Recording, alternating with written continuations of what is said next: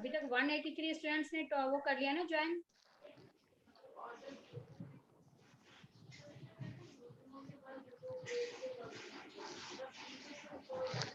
To 80। हाँ ये show हो रही है।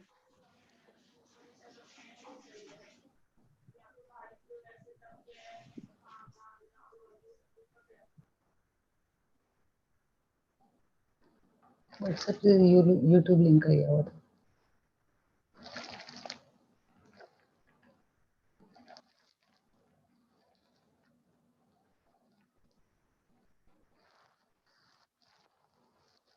ये बच्चों आप देख रहे होंगे। First of all good afternoon to all student and teachers. आप लोग स्क्रीन पर देख रहे हैं कुछ एब्रीविएशंस लिखी हुई हैं, लघु रूप लिखे हुए हैं और साथ ही फिर उनके पूरे नाम भी लिखे हुए हैं। बच्चे ये स्टार्टिंग में इसलिए दिखाई जा रही है जिससे कि आप सभी या तो इसको क्लिक कर लो, स्क्रीनशॉट ले लो या फिर लिख लो। और लिखने के लिए यदि आप अपने पेन और कॉपी लेकर नहीं बैठे हो तो जल्दी से भाग करके पेन और कॉपी ले आओ और इसको राइट डाउन कर लो। क्योंकि बेटा ये जो दोनों स्लाइड्स अभी आपको दिखाई जा रहेंगी उसमें जितने भी एब्रीविएशन हैं, जो भी पूरे नाम दिए हुए हैं वो आपको हमेशा आ जाते हैं। दो आएंगे तो 2 नंबर के हो जाएंगे, एक आएगा तो 1 नंबर का होगा।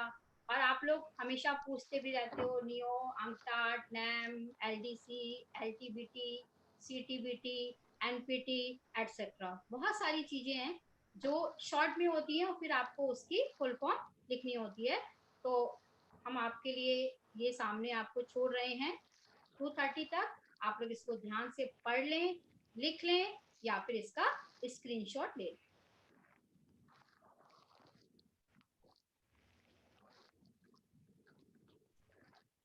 Very good.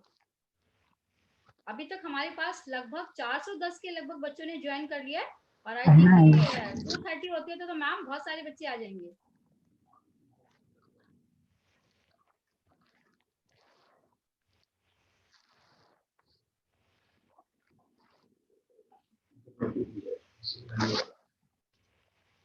नाम नहीं पढ़ पाएंगे, इसमें नाम पढ़ने हैं।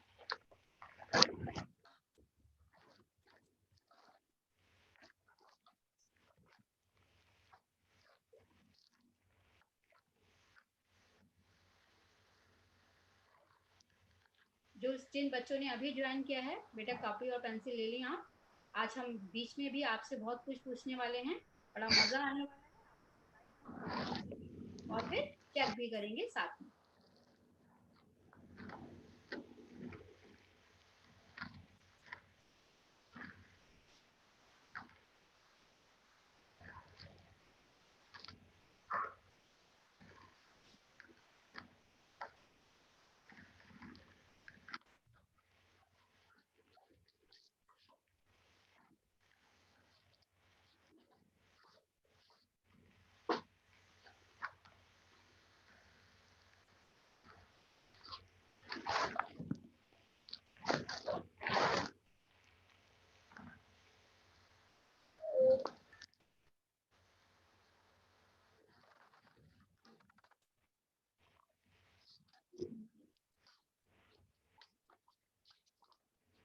आप नोट कर रहे हैं बच्चों? अगर आपने स्क्रीनशॉट ले लिया है या इसको लिख रहे हैं तो जरा आप मेरे को चैट बॉक्स में लिखकर बताओ यस और नो।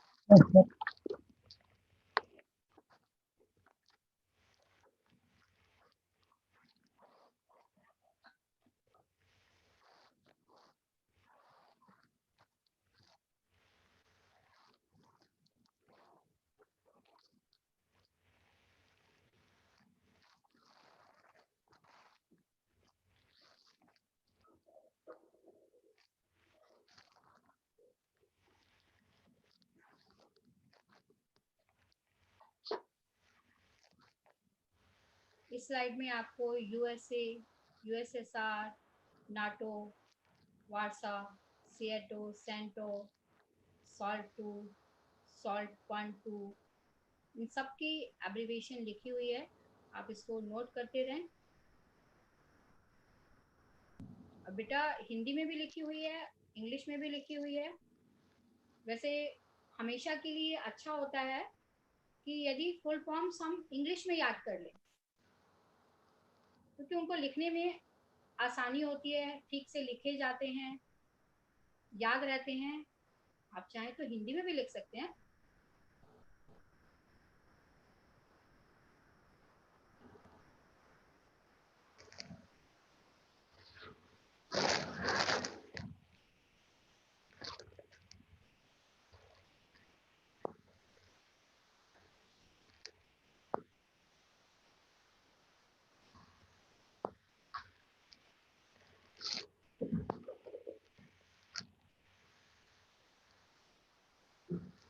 बहुत सारे बच्चे लिख रहे हैं। यस मैम, स्क्रीनशॉट ले लिया है। वेरी गुड बेटा, वेरी गुड।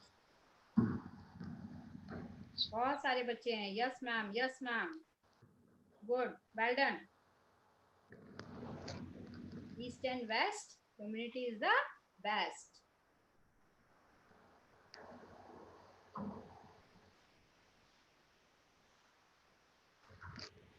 हाँ प्रिया बेटा, वॉइस क्लियर हो जाएगी। आप अपनी साइड में थोड़ा सा चेक करो, क्योंकि इधर वॉइस क्लियर आ रही है। स्क्रीन भी देखनी है जैसे वहाँ नहीं देखनी।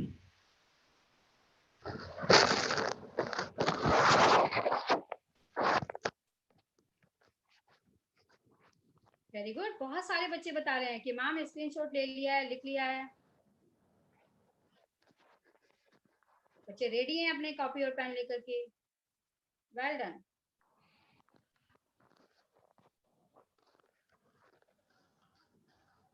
शाबाश बच्चों, आप हमारी ताकत हो। आप अगर हमारे साथ हो तो हम कोई भी जंग जीत जाएंगे। चाहे कोरोना वाली जंग क्यों नहीं है, वो भी जीत जाएंगे अगर आप हमारे साथ हैं तो। क्योंकि आप खुद भी अपने हाथों को बार बार धोते रहना, अपने आसपास और घर में भी बोलना सब हाथ धोएं। बिना हाथ धोए अपने फेस पर हाथ को बिल्कुल ना लगाएं।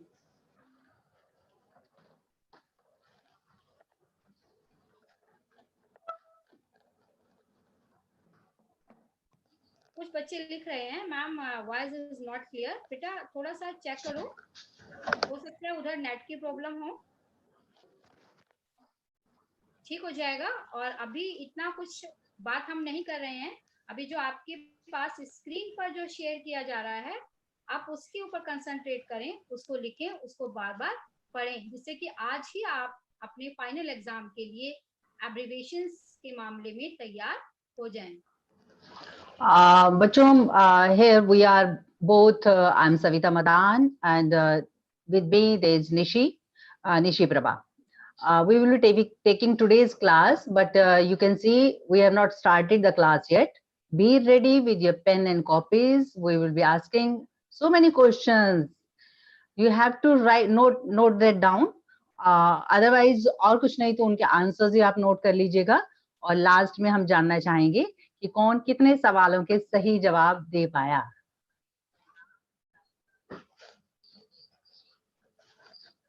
Right, then be ready.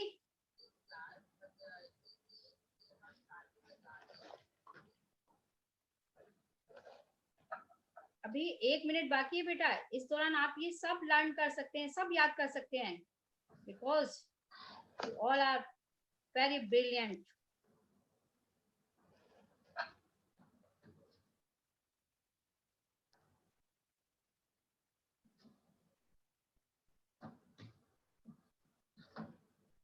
बिल्कुल बच्चे बात सुन रहे हैं। सविता मैम वो बार बार बोल रहे हैं yes ma'am, okay ma'am. Very good. सभी बच्चों से अनुरोध है कि अपने कॉपी पेन साथ में रखें, क्योंकि जो सवाल छोटे भी होते हैं, एक एक नंबर के भी हैं, तो भी कॉन्सेप्ट क्लियर करने के लिए बहुत जरूरी होता है उनका जानना। तो इसलिए अपने कॉपी पेन तैयार रखिएगा। छोटे छोटे सवालों के जवाब नोट करना भी जरूरी होगा, तभी आपको लेसन भी समझ में आएगा अच्छे से, और आपके 1 मार्क क्वेश्चंस की भी तैयारी हो जाएगी, जो कि एक पेपर का बहुत बड़ा हिस्सा है। 20 नंबर का आता है निशी मैम।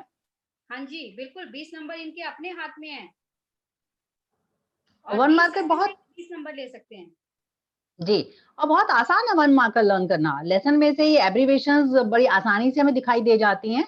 हिंदी के किताब में इंग्लिश के मोटे अक्षर आसानी से दिख जाते हैं, और ये आपको पकड़ना है, और ये आपका एक ही लेसन से लिया गया है, और आगे के लेसन्स में भी इस तरह की एब्रिविएशंस आपको मिलेंगी।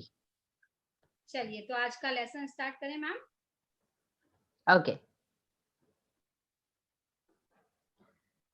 Let's start today's class. Here I am Savita Madan from RPV Vilatpanagar, and with me is और मैं निशी प्रभा RPVV नंदनगरी, और हम अपनी पूरी टीम के साथ आज आपके सामने हैं और आपको बताने वाले हैं और कुछ कुछ आपको चेक भी करने वाले हैं। तो हमारी जो सपोर्ट पैनलिस्ट हैं वो हैं डॉक्टर शेफाली गुप्ता जी, रेणु कश्यप जी, प्रदीप त्यागी जी एंड गोपाल प्रसाद शाही जी। और हमारे साथ जो यूट्यूब पैनलिस्ट हैं जो आपको चेक भी करेंगे, ये देखेंगे आप क्या लिख रहे हैं, कैसे लिख रहे हैं, सही है या गलत है, वो देखने के लिए, वो चेक करने के लिए हमारे साथ यूट्यूब पैनलिस्ट हैं डॉक्टर अल्पना सिंगल जी, अनुराज यादव जी, रूपेश कुमार जी। तो आपने देखा हमारे टीम मेंबर्स। बेटा हमारा जो लास्ट लेक्चर हुआ था जो डॉक्टर अल्पना मैम ने लिया था, उसमें कुछ बच्चों के डाउट से, तो उसमें जो पहला जो मेन क्वेश्चन उभर कर आया, निकल कर सामने आया, वो ये था, मेनली पंकज और शिवम और इसके साथ साथ और बच्चे भी ये जानना चाहते हैं कि कोल्ड वार के कारण, कॉजेस, कोल्ड वार के कारण और उसके इफेक्ट, उसके परिणाम क्या पड़े। तो बेटा ये अभी नेक्स्ट स्क्रीन पर आपको इनके आंसर मिल जाएंगे, आप उसको क्लिक कर लीजिएगा, स्क्रीनशॉट ले लीजिएगा या फिर उसको राइट डाउन कर लीजिएगा। उसके साथ ही हमारे पास एक क्वेश्चन रमा ने लिखा, मैम प्लीज हिंदी में पढ़ाएं, जो बच्चे हिंदी मीडियम के नहीं है उन्हें समझ नहीं आता। बेटा ऐसी कोई बात नहीं है, हम हिंदी और इंग्लिश मीडियम दोनों में चलेंगे और आप दोनों को ही समझ आएगा, ठीक है, हिंदी वालों को भी और इंग्लिश मीडियम वालों को भी। लेकिन थोड़ा सा आप भी थोड़ा ट्राई करिए समझने की, आपको सब कुछ समझ आएगा। शिवम की बात हो चुकी। दिशा का कहना है कि मैम इंग्लिश मीडियम डाउनलोड हो रही है बुक, लेकिन हिंदी मीडियम की नहीं हो रही। दिशा बेटा जैसे कि रेणु कश्यप मैम ने आपको फर्स्ट लेक्चर और सेकंड लेक्चर में बताया था कि किस साइट पे जाकर के आपको बुक्स डाउनलोड करनी है, तो आप उसी साइट पे जाकर के बुक डाउनलोड करें, जरूर होगी, हिंदी में भी है, ठीक है, और अगर नहीं होती है तो आप हमें फिर से मेल कर दीजिएगा। उसके साथ मोहित का कहना है, मैम उसके मेरे नेटवर्क में कुछ इशू था जिस कारण से मैं समझ नहीं पाया, तो प्लीज कोल्ड वार आप शुरू से समझा दीजिए। मोहित आपकी और आप जैसे बहुत सारे बच्चों की हमने इस रिक्वेस्ट को मान लिया है और ये हम आपको एकदम क्लियर कर देंगे। आते हैं निशी मैम, यहाँ पे जो देख रहे हैं हम क्वेश्चंस हमने लिए हैं, कहाँ से लिए हैं, क्या चैट बॉक्स से लिए हैं, यूट्यूब चैट बॉक्स से? हाँ जी। तो क्या हम इनके बाकी कमेंट्स भी इसी तरह से देख रहे हैं? Really ma'am. ओके, तो बच्चों सावधान रहिएगा, ये सब अपनी शालीनता का बनाए रखिएगा। ये सभी मैसेजेस यहाँ पर आपके नाम और स्कूल के नाम के साथ देखे जा रहे हैं, और आपके मध्य में यूट्यूब पैनलिस्ट हैं जो आपके बीच ही बैठे हुए हैं। सविता मैम जी, अगर कोई बच्चा out of the way talk करता है या सब्जेक्ट से नहीं जुड़ा रहता है तो उसको ब्लॉक भी कर दिया जाता है। Okay, you would not be able to enjoy the session then. हाँ जी, तो बेटा ये नेक्स्ट की स्क्रीन पर आपके ये आंसर्स आ गए। शीत युद्ध के कारण, रीजंस ऑफ कोल्ड वार, आप इसको एक बार पढ़ लीजिएगा खुद से, अपनी विचारधारा को स्थापित करने के लिए। परमाणु हथियारों का होना, यानी परमाणु हथियारों की और नॉर्मल हथियारों की होड़ सी लग गई। ट्रूमैन और मार्शल योजना, संदेह का वातावरण, सबको डर लगता था तीसरे युद्ध का कि अब थर्ड वर्ल्ड वार होकर ही रहेगी, इसीलिए बहुत सारी सैन्य संधियां की गई, और हाँ गुपचुप बड़े चुपचाप तरीके से भी बहुत सारे समझौते किए गए। Reasons of Cold War: to establish their ideology, possession of nuclear weapons, they were with USA and USSR, arms race, Truman and Marshall Plan, जो कि इस लेसन में आप पढ़ेंगे आप अच्छे से, environment of suspicion, fear of third war and military pacts and secret agreements, इनके बारे में भी विस्तार पूर्वक आपके अध्याय में दिया गया है। तो इन सब कारणों से शीत युद्ध की शुरुआत होती है। अब कुछ भी हुआ उसके परिणाम भी आएंगे, तो हाँ, जल्दी से एक बार परिणामों पर नजर डाल लेते हैं। देशों का विभाजन हो गया, बहुत सारे नए देश स्वतंत्र भी हो गए, ये भी आप आगे पढ़ेंगे आज फिर से। हथियारों पर अधिक खर्च होने लगा, क्योंकि हर किसी को होड़ हो गई कि मैं ज्यादा से ज्यादा और वो ज्यादा मारक क्षमता वाले हथियार बनाकर रखूं। पूरी दुनिया 3 गुटों में बढ़ती चली गई, ऐसा लगा कि 3 गुटों में बट गई। नेम का उदय हो गया, तनाव फिर भी बढ़ गया। हर देश, हर राष्ट्र युद्ध की व्यस्तता में लग गया सुरक्षा के नाम पर, और जान माल का नुकसान तो होना ही था, वो तो हुआ ही। Consequences of Cold War: division of countries, new countries were independent, more expenditure on war was there, division of world into 3 blocks, rise of NAM, non-aligned movement, and there was a lot of tension in the whole world. All the countries of the world were feeling that tension, engaged in wars. Most of the countries were engaged, and there was a loss of property and life. You may have noted all the points.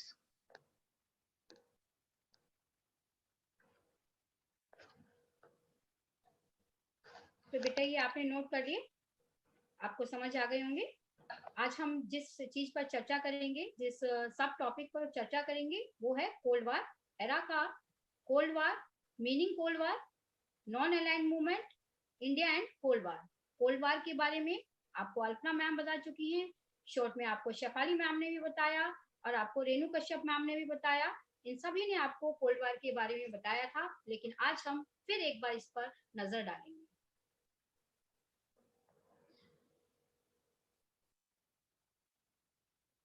इन दोनों गुटों में जो हम देखते हैं, शीत युद्ध की हम बात कर रहे हैं, तो ये 2 गुटों का परिणाम था। 2 गुटों की वजह से पूरा विश्व विवाद में था। निशा मैम, हाँ जी, please continue. Capitalism versus communism, जैसे कि पहले ही बात हो चुकी है, 2 विचारधाराएं काम कर रही थी। एक क्या, हाँ बेटा सही समझा आपने, पूंजीवाद, और दूसरी राइट, साम्यवाद। तो ये दोनों ही बात कर रही थी, एक में बाजार है तो दूसरे में सरकार है। नेक्स्ट, यहाँ पर हम देखते हैं ये समस्या कहाँ थी, दोनों में अंतर क्या था। इस अंतर को समझने के लिए इस चित्र में ध्यान से देखेंगे। ये चित्र है जो मुख्य निर्णय दिखाता है, decision for the production and distribution. निर्णय कौन से ले रहे हैं, उत्पादन और वितरण से संबंधित। किस वस्तु का उत्पादन किया जाएगा, व्हाट, किस वस्तु का उत्पादन किया जाएगा, कहाँ किया जाएगा, हाउ मच, कितना किया जाएगा, और किस प्रकार किया जाएगा, लेबर लगाई जाएगी या कंप्यूटराइज्ड मशीनों से किया जाएगा। हाउ टू सेल, बेचा कैसे जाएगा, कीमत क्या होगी, इसका निर्णय कौन ले रहा है, वेयर टू सेल, कहाँ बेची जाएगी, और होम, जो वस्तु बनाई जा रही है वो किसके लिए बनाई जा रही है। ये बहुत से निर्णय हैं अर्थव्यवस्था के। इन अर्थव्यवस्था के सभी निर्णयों में उत्पादन और वितरण मूल में आता है, क्योंकि किसी भी वस्तु का उत्पादन तब तक नहीं होगा जब तक कि उसकी जरूरत नहीं है। चलिए, अब यहाँ पे एक और करने वाली बात यह है कि ये सारे निर्णय लेने के लिए समाजवादी या साम्यवादी व्यवस्था में बात करें तो ये सभी निर्णय सरकार लेती है, लेकिन पूंजीवादी व्यवस्था की बात करते हैं तो ये सभी निर्णय कौन ले रहा है, लोग ले रहे हैं, नागरिक ले रहे हैं। कि नागरिकों को स्वतंत्रता कौन सी शासन व्यवस्था में मिली है, जल्दी से, नागरिकों को स्वतंत्रता किसी भी प्रकार के निर्णय लेने की कौन सी शासन व्यवस्था में है।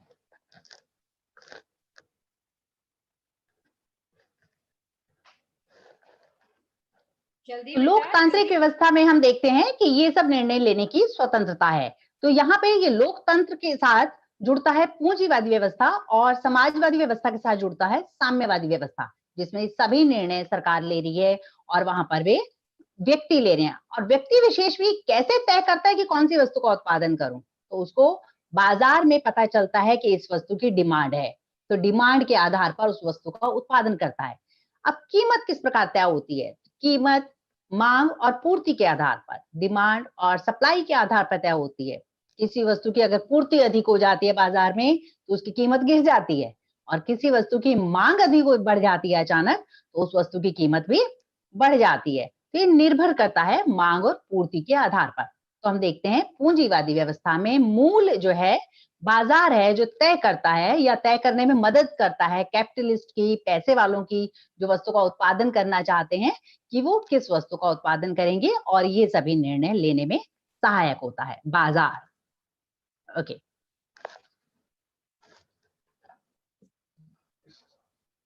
तो ये आप देख रहे हो अब स्लाइड पर समाजवाद और सोशलिज्म। बेटा समाजवाद और सोशलिज्म से पहले मैं जरा थोड़ी सी बात कर लूं। बच्चे अभी से जानना चाह रहे हैं कि मैम नैम क्या है। बेटा आगे चल कर के आपको आज नैम बिल्कुल क्लियर हो जाएगा। कुछ जानना चाह रहे हैं कि नैम की फुल फॉर्म क्या है, ये भी आप ध्यान से सुनिए, ये भी क्लियर हो जाएगा। एक बच्चा जानना चाहता है कि सेकेंड वर्ल्ड वॉर के समय परमाणु बम नहीं थे। बेटा जापान पर वही गिराया तभी तो सारी तबाही हो गई, तभी तो सारा सिनेरियो चेंज हो गया। और कुछ बच्चों की डिमांड आ रही है कि स्क्रीन क्लियर नहीं है। बेटा आप थोड़ा सा स्क्रीन अपनी रिफ्रेश कर लो, क्योंकि स्क्रीन में हो सकता है अलग अलग कुछ प्रॉब्लम्स आ रही हैं। तो हम आप लौटते हैं समाजवाद और सोशलिज्म कि समाजवाद है क्या। समाजवाद एक राजनीतिक विचारधारा, एक समाजवाद में एक दलीय शासन प्रणाली होती है, एक दल का प्रभुत्व होता है, और कहीं ना कहीं ये जो हम कम्युनलिज्म या साम्यवाद को देखते हैं उसमें ये भी चीज उसमें भी पाई जाती है। फिर निजी स्वामित्व का विरोधी, उसमें आपको अकेले या किसी एक गुट को, निजी कंपनी को काम करने की स्वतंत्रता नहीं होती है। क्यों? क्योंकि धन के ऊपर, प्रॉपर्टी के ऊपर, संपत्ति के ऊपर राज्य का अधिकार है, किसी एक नागरिक का नहीं अपितु राज्य का अधिकार है। अर्थात उसमें सारे निर्णय, जो निर्णय लेगी वो सरकार ही लेगी, कोई व्यक्ति नहीं लेगा, कोई जिसने कंपनी को, उद्योग को शुरू किया हो वो ऐसा वहां कुछ नहीं होता। अर्थव्यवस्था पर, सारी इकोनॉमी पर जो है पूरी तरह से राज्य का नियंत्रण होगा। कि ऊपर वाले जो पॉइंट्स हैं ये इस चीज को और क्लियर कर देते हैं कि वहां पर पूरी तरह से राज्य का नियंत्रण है बाजार के ऊपर। जैसे कि मैडम ने शुरू से बात की थी बाजार और सरकार की, तो यहाँ पर बाजार के ऊपर सारा का सारा सरकार का नियंत्रण है। और यही कारण है क्योंकि अर्थव्यवस्था पर राज्य की मजबूत पकड़ है, इस कारण से गरीब और अमीर के बीच जो समाज है वो समाज देखने को नहीं मिलते हैं, या यूं कहा जाए कम मिलते हैं। इसीलिए कहा गया कि समाजवाद में वर्ग विहीन समाज है, वहां पर समाज जो है उसमें बहुत सारे वर्ग नहीं हैं। इंग्लिश में नोट कर लीजिएगा बच्चों point. Socialism is the term socialism, it is a political ideological term. In this system, in this political system, there is a unilateral party. Opponent of privatization, there is no privatization is allowed. States ownership over money and property, state control over economy, total control on economy. There is a classless society. तो अब हम बात कर रहे हैं साम्यवाद की। साम्यवाद पर आते हैं। जहां तक अगर नजर डालते हैं तो सवाल ये था कि अंतर जो है साम्य विचारधारा जो चल रही थी वो साम्यवाद और पूंजीवाद की चल रही थी, लेकिन कई बार आपके 2 नंबर या 4 नंबर में साम्यवाद और समाजवाद में फाइनल एग्जाम में, बोर्ड के एग्जाम में आपको क्वेश्चन पूछा जा सकता है। और यही कारण है कि यहाँ पर इसको एक बार फिर से क्लियर किया जा रहा है कि समाजवाद क्या है और साम्यवाद क्या है। अब बात आती है साम्यवाद की। साम्यवाद में भी विचारधारा, क्योंकि हम सब आर्थिक अर्थव्यवस्था के लिए काम कर रहे हैं, तो जो साम्यवाद है वो समाजवाद की चरम परिणति है। अर्थात समाजवाद साम्यवाद की प्रथम अवस्था है और साम्यवाद समाजवाद की अंतिम अवस्था है। शायद आपको ये एकदम क्लियर हो गया होगा।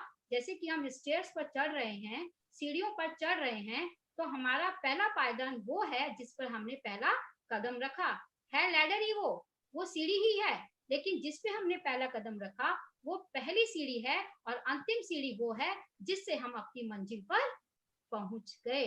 तो यही स्थिति साम्यवाद और समाजवाद की है। समाजवाद साम्यवाद की प्रथम अवस्था है और साम्यवाद समाजवाद की अंतिम अवस्था अर्थात चरम बिंदु है। आई थिंक ये क्लियर आपको हो गया होगा। साम्यवाद आर्थिक समानता पर आधारित है। जी हाँ, वहां पर अर्थव्यवस्था के रूप में समानता है, जिसको जो काम उसकी योग्यता के अनुसार दिया जाएगा वो उसको करना है, लेकिन उसको जो मिलेगा वो वही मिलेगा जितना कि उसके लिए बहुत है, काफी है। तो ऐसी स्थिति में जब साम्यवाद है तो पूर्ण रोजगार की स्थिति होती है। क्यों? अब यहाँ सवाल उठना तो जरूरी है, क्यों? और शायद उठ भी रहा होगा। जी हाँ, क्योंकि वहां पर योग्यता के अनुसार जो जितना काबिल है, जिस काम को करने के लायक काबिल है, उसको वो काम दिया जाएगा। पर वेतन ऐसे नहीं होगा, वेतन उसकी आवश्यकता के अनुसार मिलेगा। जितनी जिसको आवश्यकता उतना ही उसको दिया जाएगा। अब यहाँ ये प्रश्न उठना लाजमी है कि जो कोई ज्यादा मेहनत कर रहा है तो वो कम क्यों ले, जो कम मेहनत कर रहा है उसको ज्यादा वेतन क्यों मिले। लेकिन बेटा ये तो साम्यवाद की शर्त है कि काम योग्यता के अनुसार और वेतन उसकी आवश्यकता के अनुसार। निशी मैम थोड़ा तेज बोलिए, निशी मैम थोड़ा सा तेज बोलो। उत्पादन एवं वितरण के संसाधनों पर राज्य का अधिकार।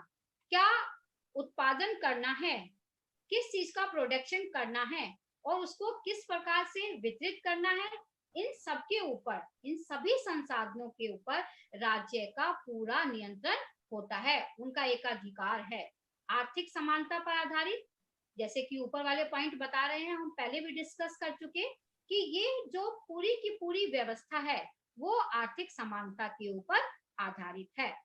उत्पादन और वितरण ये समाज के हित में किया जाएगा, सरकार के द्वारा किया जाएगा। जैसे कि यूएसएसआर में सभी वस्तुएं सरकार की देखरेख में ही बनाई जाती थी, चाहे सुई हो या फिर हवाई जहाज, सब कुछ सरकार की देखरेख में ही बनता था।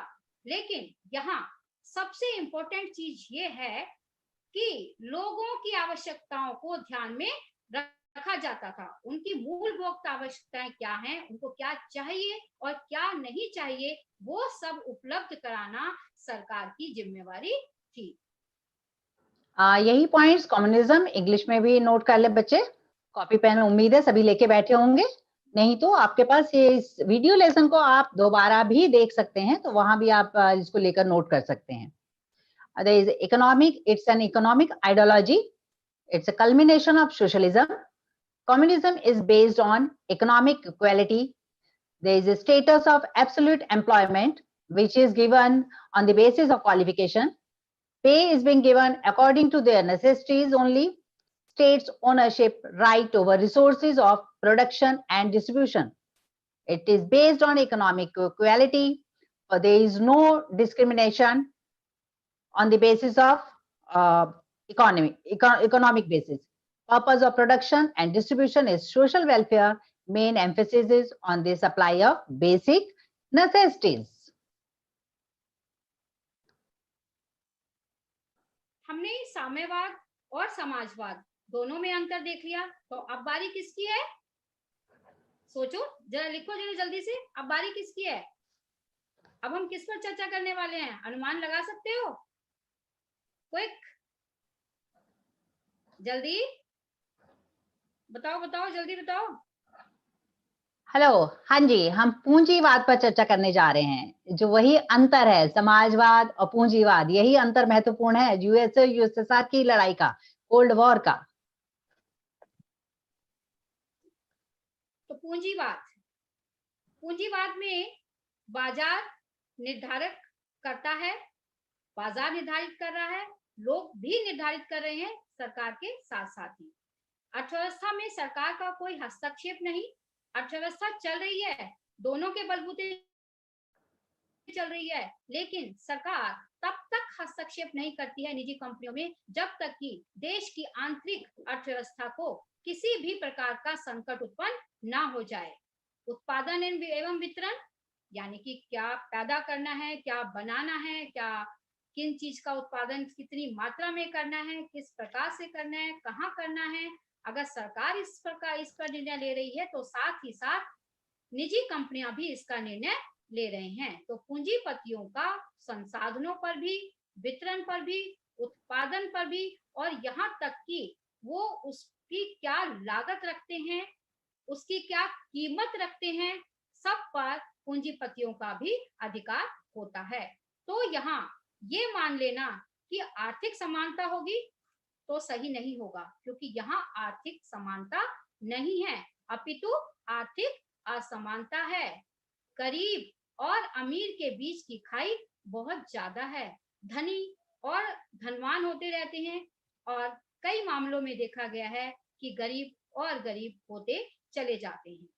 पूर्ण रोजगार की स्थिति की कल्पना तो इसमें एकदम से गलत है। ये सोच लेना या ये कह लेना कि पूंजीवाद में पूर्ण रोजगार की स्थिति होती है, तो ये एक तरह की अतिशयोक्ति होगी, अर्थात बात को बड़ा चढ़ा करके कहना होगा। तो वहां पर रोजगार की पूर्ण स्थिति नहीं होती है, क्योंकि पूंजीपति किसको नौकरी पर रखेगा? उसी को जो कम समय में ज्यादा काम करे, जो उनको आर्थिक लाभ पहुंचाए। भाई ऐसा क्यों? ऐसा इसलिए क्योंकि पूंजीवाद का तो मुख्य उद्देश्य ही यही है, पूंजी कमाना, धन कमाना, अधिक से अधिक लाभ कमाना। Capitalism. Market is the determining factor in the economy. There is no intervention of the government. Capitalists' right ownership over resources of production and distribution. There is economic inequality. There is no status of absolute employment. Main objective of this economy of or producing anything is to get profit. And Now let's start a question. Savita ma'am एक second, यहाँ नेहा पूछना चाह रही है कि India में कौन सी अर्थव्यवस्था है। तो बेटा इंडिया में, हाँ मैम आप बताइए, नेहा का प्रश्न का उत्तर। अभी जब हमने फ्लो चार्ट देखा था, फ्लो चार्ट में अगर आपको याद हो, हमने कहा था सभी निर्णय लेने का अधिकार पूंजीपतियों को है। जिनका पास पैसा है, जो उत्पादन करना चाहते हैं, वे निर्णय लेते हैं बाजार की मदद से। जबकि हमने कैपिटलिज्म में हमने कहा कि वो सभी निर्णय सरकार ले रही है। तो अब आप ही बताइए हमारे यहाँ क्या है? क्या हमारे यहाँ सभी वस्तुओं का उत्पादन सरकार कर रही है या बिल्कुल नहीं कर रही है? तो आप कुछ सही सोच रहे होंगे, कुछ चीजों का उत्पादन सरकार कर रही है और कुछ वस्तुओं का उत्पादन सरकार नहीं कर रही है, वो पूंजीपतियों के हाथ में है। तो हमारे यहाँ हम देखते हैं तो मिली जुली व्यवस्था है, मिली जुली पूंजीवादी भी है हमारी व्यवस्था, कैपिटलिज्म समाजवादी व्यवस्था, कम्युनिज्म समाजवादी व्यवस्था भी है। तो दोनों का मिश्रण हमने लिया है, हमने किसी एक व्यवस्था को नहीं अपनाया है, मिली जुली व्यवस्था को अपनाया है। हमारे यहाँ समाज के हित को ध्यान में रखते हुए राशनिंग व्यवस्था भी है। हम जरूरत की चीजें नागरिकों को सरकार प्रदान करती है, और वहीं पूंजीपति भी हैं जो कि अपना ही पैसा लगाकर उत्पादन इकाइयां बनाते हैं, वस्तुओं का उत्पादन करते हैं और लाभ के उद्देश्य से उन्हें बेचते भी हैं। लेकिन हाँ, सरकार कहीं ना कहीं उन पर नियंत्रण जरूर रखती है। उम्मीद है आपके सवाल अब तक जितने हमें डाउट्स हमें मिले थे उसके हिसाब से हम आपको संतुष्ट कर पाए होंगे। अब जरा शुरू करते हैं। आपने कितना जाना अब तक? हमने आपको सवालों के जवाब दिए जो आपने नहीं जाना था, लेकिन अब सवाल आपके लिए इंतजार कर रहे हैं, ये हमारे ये जानने के लिए कि आपने कितना जाना। Okay, let's start for the question. आपका क्या मतलब होता है जब लोग कहते हैं America? What do you mean by when people से अमेरिका? जल्दी ये रिप्लाई का जैसे हिलना बंद होगा वैसे ही आपके आंसर्स आ जाने चाहिए। बच्चों आंसर्स नहीं आ रहे हैं, जल्दी बोलो। जब अमेरिका की बात करते हैं तो क्या मतलब होता है?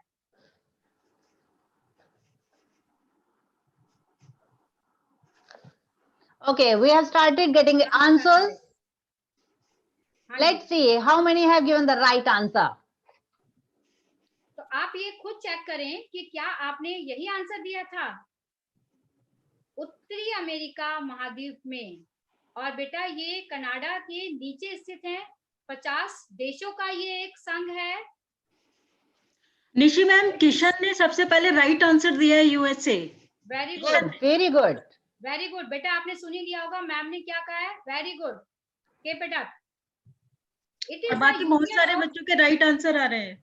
हाँ, सभी बच्चे अपनी कॉपी में नोट करते चले जाएं कितने सवालों के सही जवाब दे रहे हैं, और लास्ट में हम जानेंगे कौन आगे निकला। Okay, ready for the next question. हाँ, एक सेकंड, वहाँ क्वेश्चन देर से जा रहे हैं ना। उस देश का नाम क्या था जो अपने ही देश में 1917 की क्रांति के कारण प्रथम विश्व युद्ध से हट गया? What was the name of the country who withdrew from World War I due to revolution in 1917 in its own country?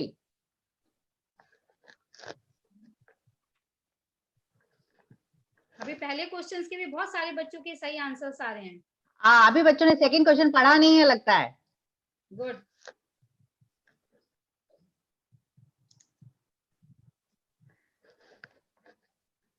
We are waiting for the students to get to the second question.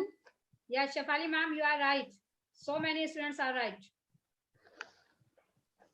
Students, please stop writing for the first question. Get to the second question. It's waiting for you on the screen. Russia आगे। Okay. नहीं, second question अभी screen पर नहीं आया। Power of the word USSR. The students are writing the name. Ma'am खुशी ने दिया है answer Russia. Okay. Khushi, very good. Now most of the students have given the answer. Let's see what's the answer. कुछ बच्चे Japan भी लिख रहे हैं, फ्रेंच भी लिख रहे हैं। Just check your answers, please. Right answer लिख इज रहे हैं कुछ बच्चे। नाउ। थोड़ा सा ये डिफिकल्ट है बच्चों के लिए लग रहा है मुझे। हाँ, पर फिर भी बहुत बच्चे सही दे रहे हैं। Good, very good. काफी बच्चों टेंथ में पढ़ चुके हैं बच्चे मेरा ख्याल है, और थोड़ा सा रिवाइज हो जाएगा आज। Okay, get ready for the next question. क्या रूस यूएसएसआर का एक हिस्सा था? Was Russia A part of USSR? Quick सोचो, यूएसएसआर का हिस्सा था रूस? सही जा रहे हो?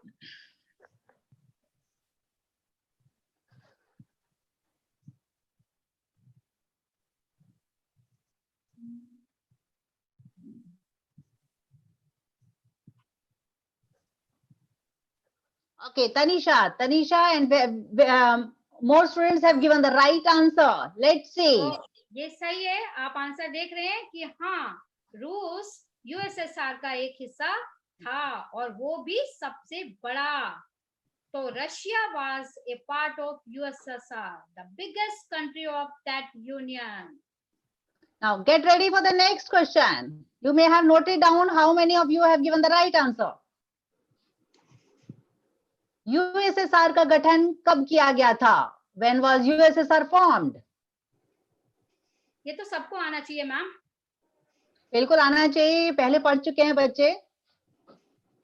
यहाँ तो हम उससे आगे पढ़ने की बात कर रहे हैं। हमारे पहले जो 3 लेक्चर हुए हैं बेटा, उसमें आपको सभी टीचर्स ने सब कुछ कराया है, चाहे शॉर्ट में बताया था इंट्रोडक्टरी लेसन्स में भी।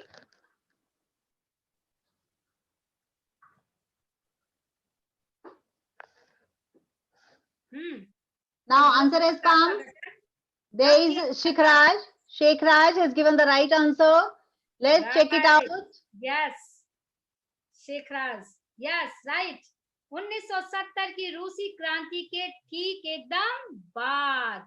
लेकिन अब यूएसएसआर नहीं है। क्यों? क्योंकि 1991 में उसका विघटन हो चुका, वो डिसइंटीग्रेटेड हो गया। इस कारण से अब रूस है लेकिन यूएसएसआर नहीं है।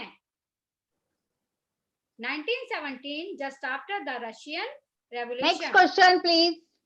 There is उसी से संबंधित प्रश्न है, रूस से संबंधित है। द्वितीय विश्व युद्ध में किसने भाग लिया, रूस या USSR? Who participated in World War II, Russia और यूएसएसआर? ये तो बता सकते हो, ये तो इजी है। अभी बहुत सारे बच्चों के सही आंसर्स आ रहे हैं पहले वाले क्वेश्चंस के। हाँ जी बिल्कुल मैम, और बहुत सही जवाब दे रहे हैं बच्चे। अभी मैं नाम पढ़ पा रही हूँ। अजय कक्कर, संजय सिन्हा, बहुत सारे बच्चे हैं जो सही जवाब दे रहे हैं मैम। नरेंद्र, संजय, शालू, गगन, दीपिका यूएसएसआर किसका बता रही यहाँ है? जवाब आने शुरू हो गए हैं बच्चों के नेक्स्ट क्वेश्चन के लिए भी। बहुत से बच्चों ने रशिया लिखा है, कुछ बच्चों ने यूएसएसआर भी लिखा है। हाँ, let's check out the answer. तो सोवियत संघ यूएसएसआर वर्ल्ड वार 1 में रूस मित्र देशों के साथ था और वर्ल्ड वार 2 में यूएसएसआर के एक हिस्से के रूप में मित्र देशों के साथ था। In world war 1 Russia was with allied powers and in 2 as a part of USSR was with allied powers. तो वर्ल्ड वॉर 2 में सोवियत संघ शामिल था, रूस नहीं। रूस अपनी कोई अलग उसकी पहचान नहीं थी। चलिए, be ready for the next question. कितने युद्धों को हम विश्व युद्ध की संख्या देते हैं? How many wars do we count as world war? ये तो सभी बता दो प्लीज भाई। कितने? 2 और 4, 6, 10? मैम 1, 3, 5 क्यों नहीं? Why even number you are giving them? हाँ, ये भी हो सकते हैं, पर चलिए देखते हैं क्या बोलते हैं ये। बच्चों के जवाब आने शुरू होते हैं। There is Vicky Jaiswal. He has given the first answer for this question. I think yeah, Anuj Dubey also. Okay, Right. good. There is Usha Anuj- Indora also. Anuj And Dubey. also, let's see the right answer. Very. Too कितने many युद्धों को students हम are right. विश्व युद्ध की संख्या देते हैं? बहुत सारे बच्चे बता रहे हैं। चलिए, just wait for that answer. There is another question. Be fast.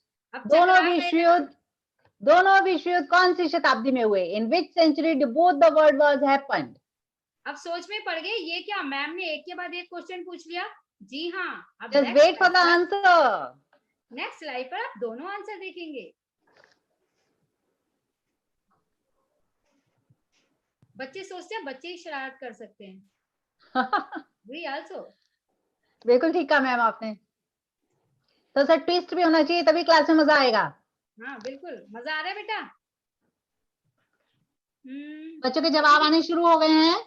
हाँ बिल्कुल राइट। 20th गीता, सेंचुरी दे रहे हैं जवाब। सुरेश, सोनाली, बहुत से बच्चों के नाम आने शुरू हो गए हैं जवाब। चलिए, let's check the answer. Very good, बहुत सारे बच्चों ने यही आंसर दिए हैं। First world war 1914 to 1918 and second world war 1939 to 1945 and दोनों के दोनों युद्ध जो हैं 20th सेंचुरी में हुए। बेटा यहाँ एक रिक्वेस्ट है मेरी, आप लोगों का यदि किसी का नाम नहीं लिया जाता है क्योंकि चैट तुम्हारी बहुत जल्दी जल्दी आगे बढ़ती है, तो we feel sorry. Okay Nishi ma'am, Ritesh ने सही जवाब दिया इस वाले आंसर का सबसे पहले। Very good Ritesh, very good, keep it up. हम चाहते हैं सभी बच्चे इसमें भाग लें और ज्यादा से ज्यादा भाग लें, ताकि हमें पता चले कितने लोग इस लेसन को बहुत ध्यान से देख रहे हैं, तभी हमें पता चलेगा और आप भी इसमें कुछ सीखने का अवसर मिलेगा। Very good. चलिए, अब हम आते हैं नेक्स्ट अपने लेसन की ओर चलते हैं। क्विज हम यही खत्म करते हैं। तो फर्स्ट वर्ल्ड वॉर क्या थी, इस पर हम देखते हैं। तो यह है एक्सिस पावर्स, जिसमें हम 3 देश देख रहे हैं जिन्हें धुरी राष्ट्र हिंदी में कहा जाता है, ऑस्ट्रिया, जर्मनी और इटली। और दूसरी हम देख रहे हैं मित्र राष्ट्र, एलाइड फोर्सेस। ये प्रथम विश्व युद्ध में हम देख रहे हैं रूस, फ्रांस, ब्रिटेन, जापान और यूएसए। तो हम देखते हैं धुरी राष्ट्र में 3 देशों का समूह हमें देख रहे हैं और मित्र राष्ट्र में 5। तो ऐसा नहीं है कि 3 और 5 ही थे, इनके साथ छोटे छोटे कई बहुत सारे देश इनके साथ जुड़े थे। ये उन देशों के नाम लिखे हुए आपको दिखाई दे रहे हैं जो बड़े थे उस समय, जो आगे थे, अग्रणी थे। तो ऐसा नहीं समझे, तो विश्व युद्ध इसीलिए कहा जाता है क्योंकि इसमें विश्व के बहुत से देश इस युद्ध में शामिल हुए थे। तो धुरी राष्ट्र में 3 हम नाम देख रहे हैं और मित्र राष्ट्र में रूस और यूएसए देख रहे हैं। ये रूस के बारे में हम पहले भी सवाल कर चुके हैं, तो अब इस चीज का आप ध्यान रखेंगे। द्वितीय विश्व युद्ध में हम देखते हैं 1939 to 45, एक्सिस पावर, धुरी राष्ट्र, जर्मनी, इटली, जापान। मित्र राष्ट्रों में है यूएसए, यूएसएसआर, ब्रिटेन, फ्रांस, चीन और ब्राजील। इन्हें एलाइड फोर्सेस कहते हैं। यहाँ पर सवाल है, फिर से बच्चे ध्यान से सुनिएगा, यहाँ पे धुरी राष्ट्रों में क्या कोई आपको परिवर्तन दिखाई दे रहा है? जल्दी से, बी फास्ट। क्या इन तीन देशों के समूह में जो धुरी राष्ट्रों के रूप में दिखाई दे रहा है आपको, क्या इसमें कोई परिवर्तन है? मैम का कर्सर देखो कहाँ जा रहा है। ये धुरी राष्ट्र के 3 देश जो हम देख रहे हैं, प्रथम विश्व युद्ध में भी धुरी राष्ट्र में 3 देश थे, द्वितीय विश्व युद्ध में भी हम 3 देश देख रहे हैं, प्रमुख थे, जो अग्रणी थे। क्या इनमें कोई परिवर्तन आपको दिखाई दे रहा है? हाँ, बच्चों ने भी कुछ सही जवाब देना शुरू कर दिया है। निशी मैम, जापान, इसमें जापान एक नया देश दिखाई दे रहा है। और एक देश जो इसमें से निकल गया है वो है ऑस्ट्रिया। ऑस्ट्रिया इस युद्ध से बाहर, धुरी राष्ट्रों के साथ से बाहर निकल गया, जापान में आ गया। और यहाँ पर हम देखते हैं जापान जो यहाँ पर शामिल हुआ है, ये प्रथम विश्व युद्ध में मित्र राष्ट्रों के साथ शामिल था। मजेदार बात यह है, ये जापान जो अभी हमें धुरी राष्ट्रों में दिखाई दे रहा है, ये प्रथम विश्व युद्ध में मित्र राष्ट्रों की ओर था, मतलब दूसरे गुट की ओर। तो हम देख रहे हैं युद्ध जब होते हैं तो समीकरण बदलते हैं, कभी किसी देश के साथ इनका गुट बन जाता है तो कभी किसी देश के साथ। तो उस समय उनकी प्राथमिकता, उनके उद्देश्य होते हैं, किस उद्देश्य से वे युद्ध लड़ रहे हैं, तो उनके अपने हित शामिल होते हैं। तो यहाँ पे जापान का हित धुरी राष्ट्रों के साथ शामिल था, इसलिए वे इनके साथ शामिल हो गया। तो समीकरण बदलते हैं।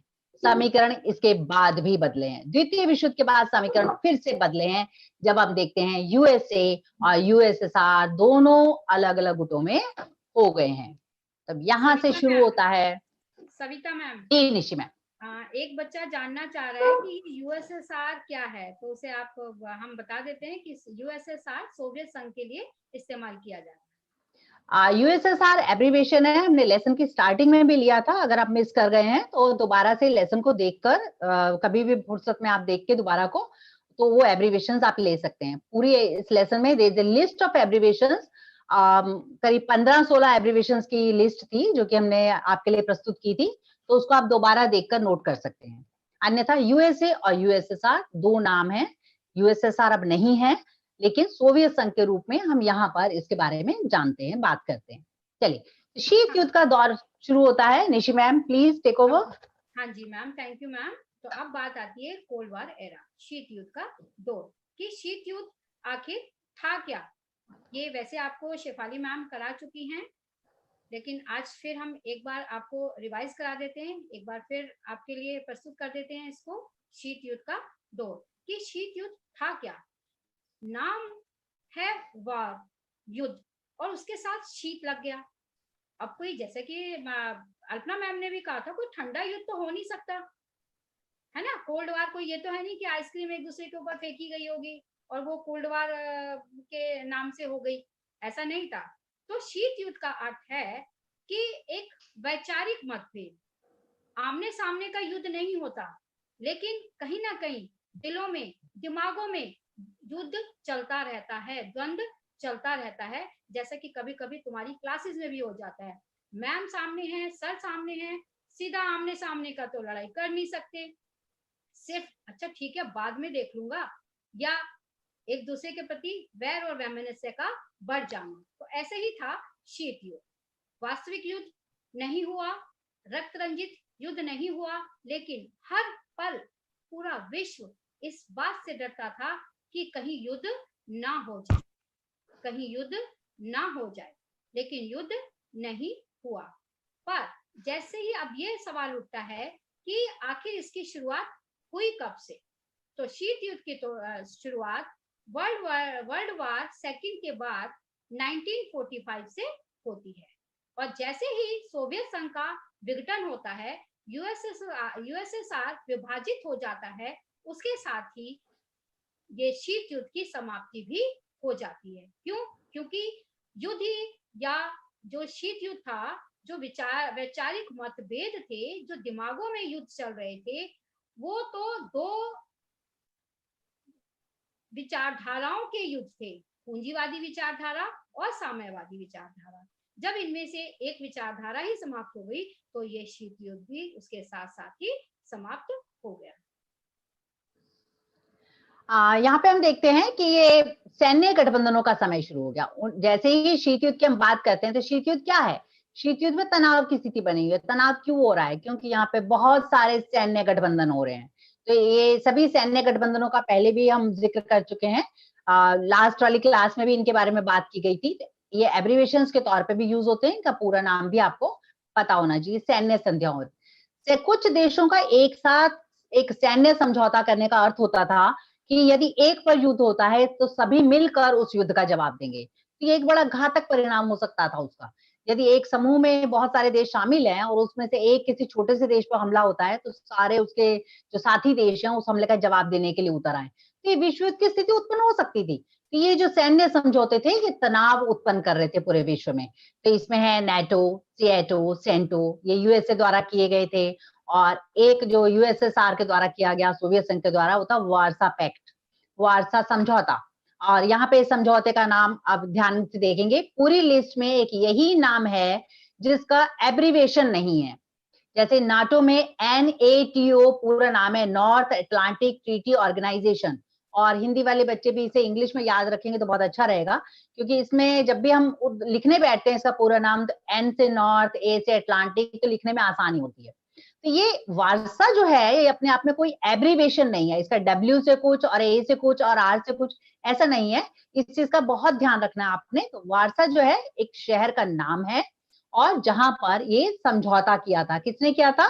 सोवियत संघ ने किया था। तो 3 समझौते जो हम देख रहे हैं वो अमेरिका ने किए थे, और उनकी तरफ से इतनी तैयारी देखने के बाद यूएसएसआर भी चुप नहीं बैठ सकता था, तो उसे भी अपने देशों को, अपने सहयोगी देशों को बचाने के लिए कुछ तैयारी करनी थी, इसलिए वार्सा पैक्ट किया गया।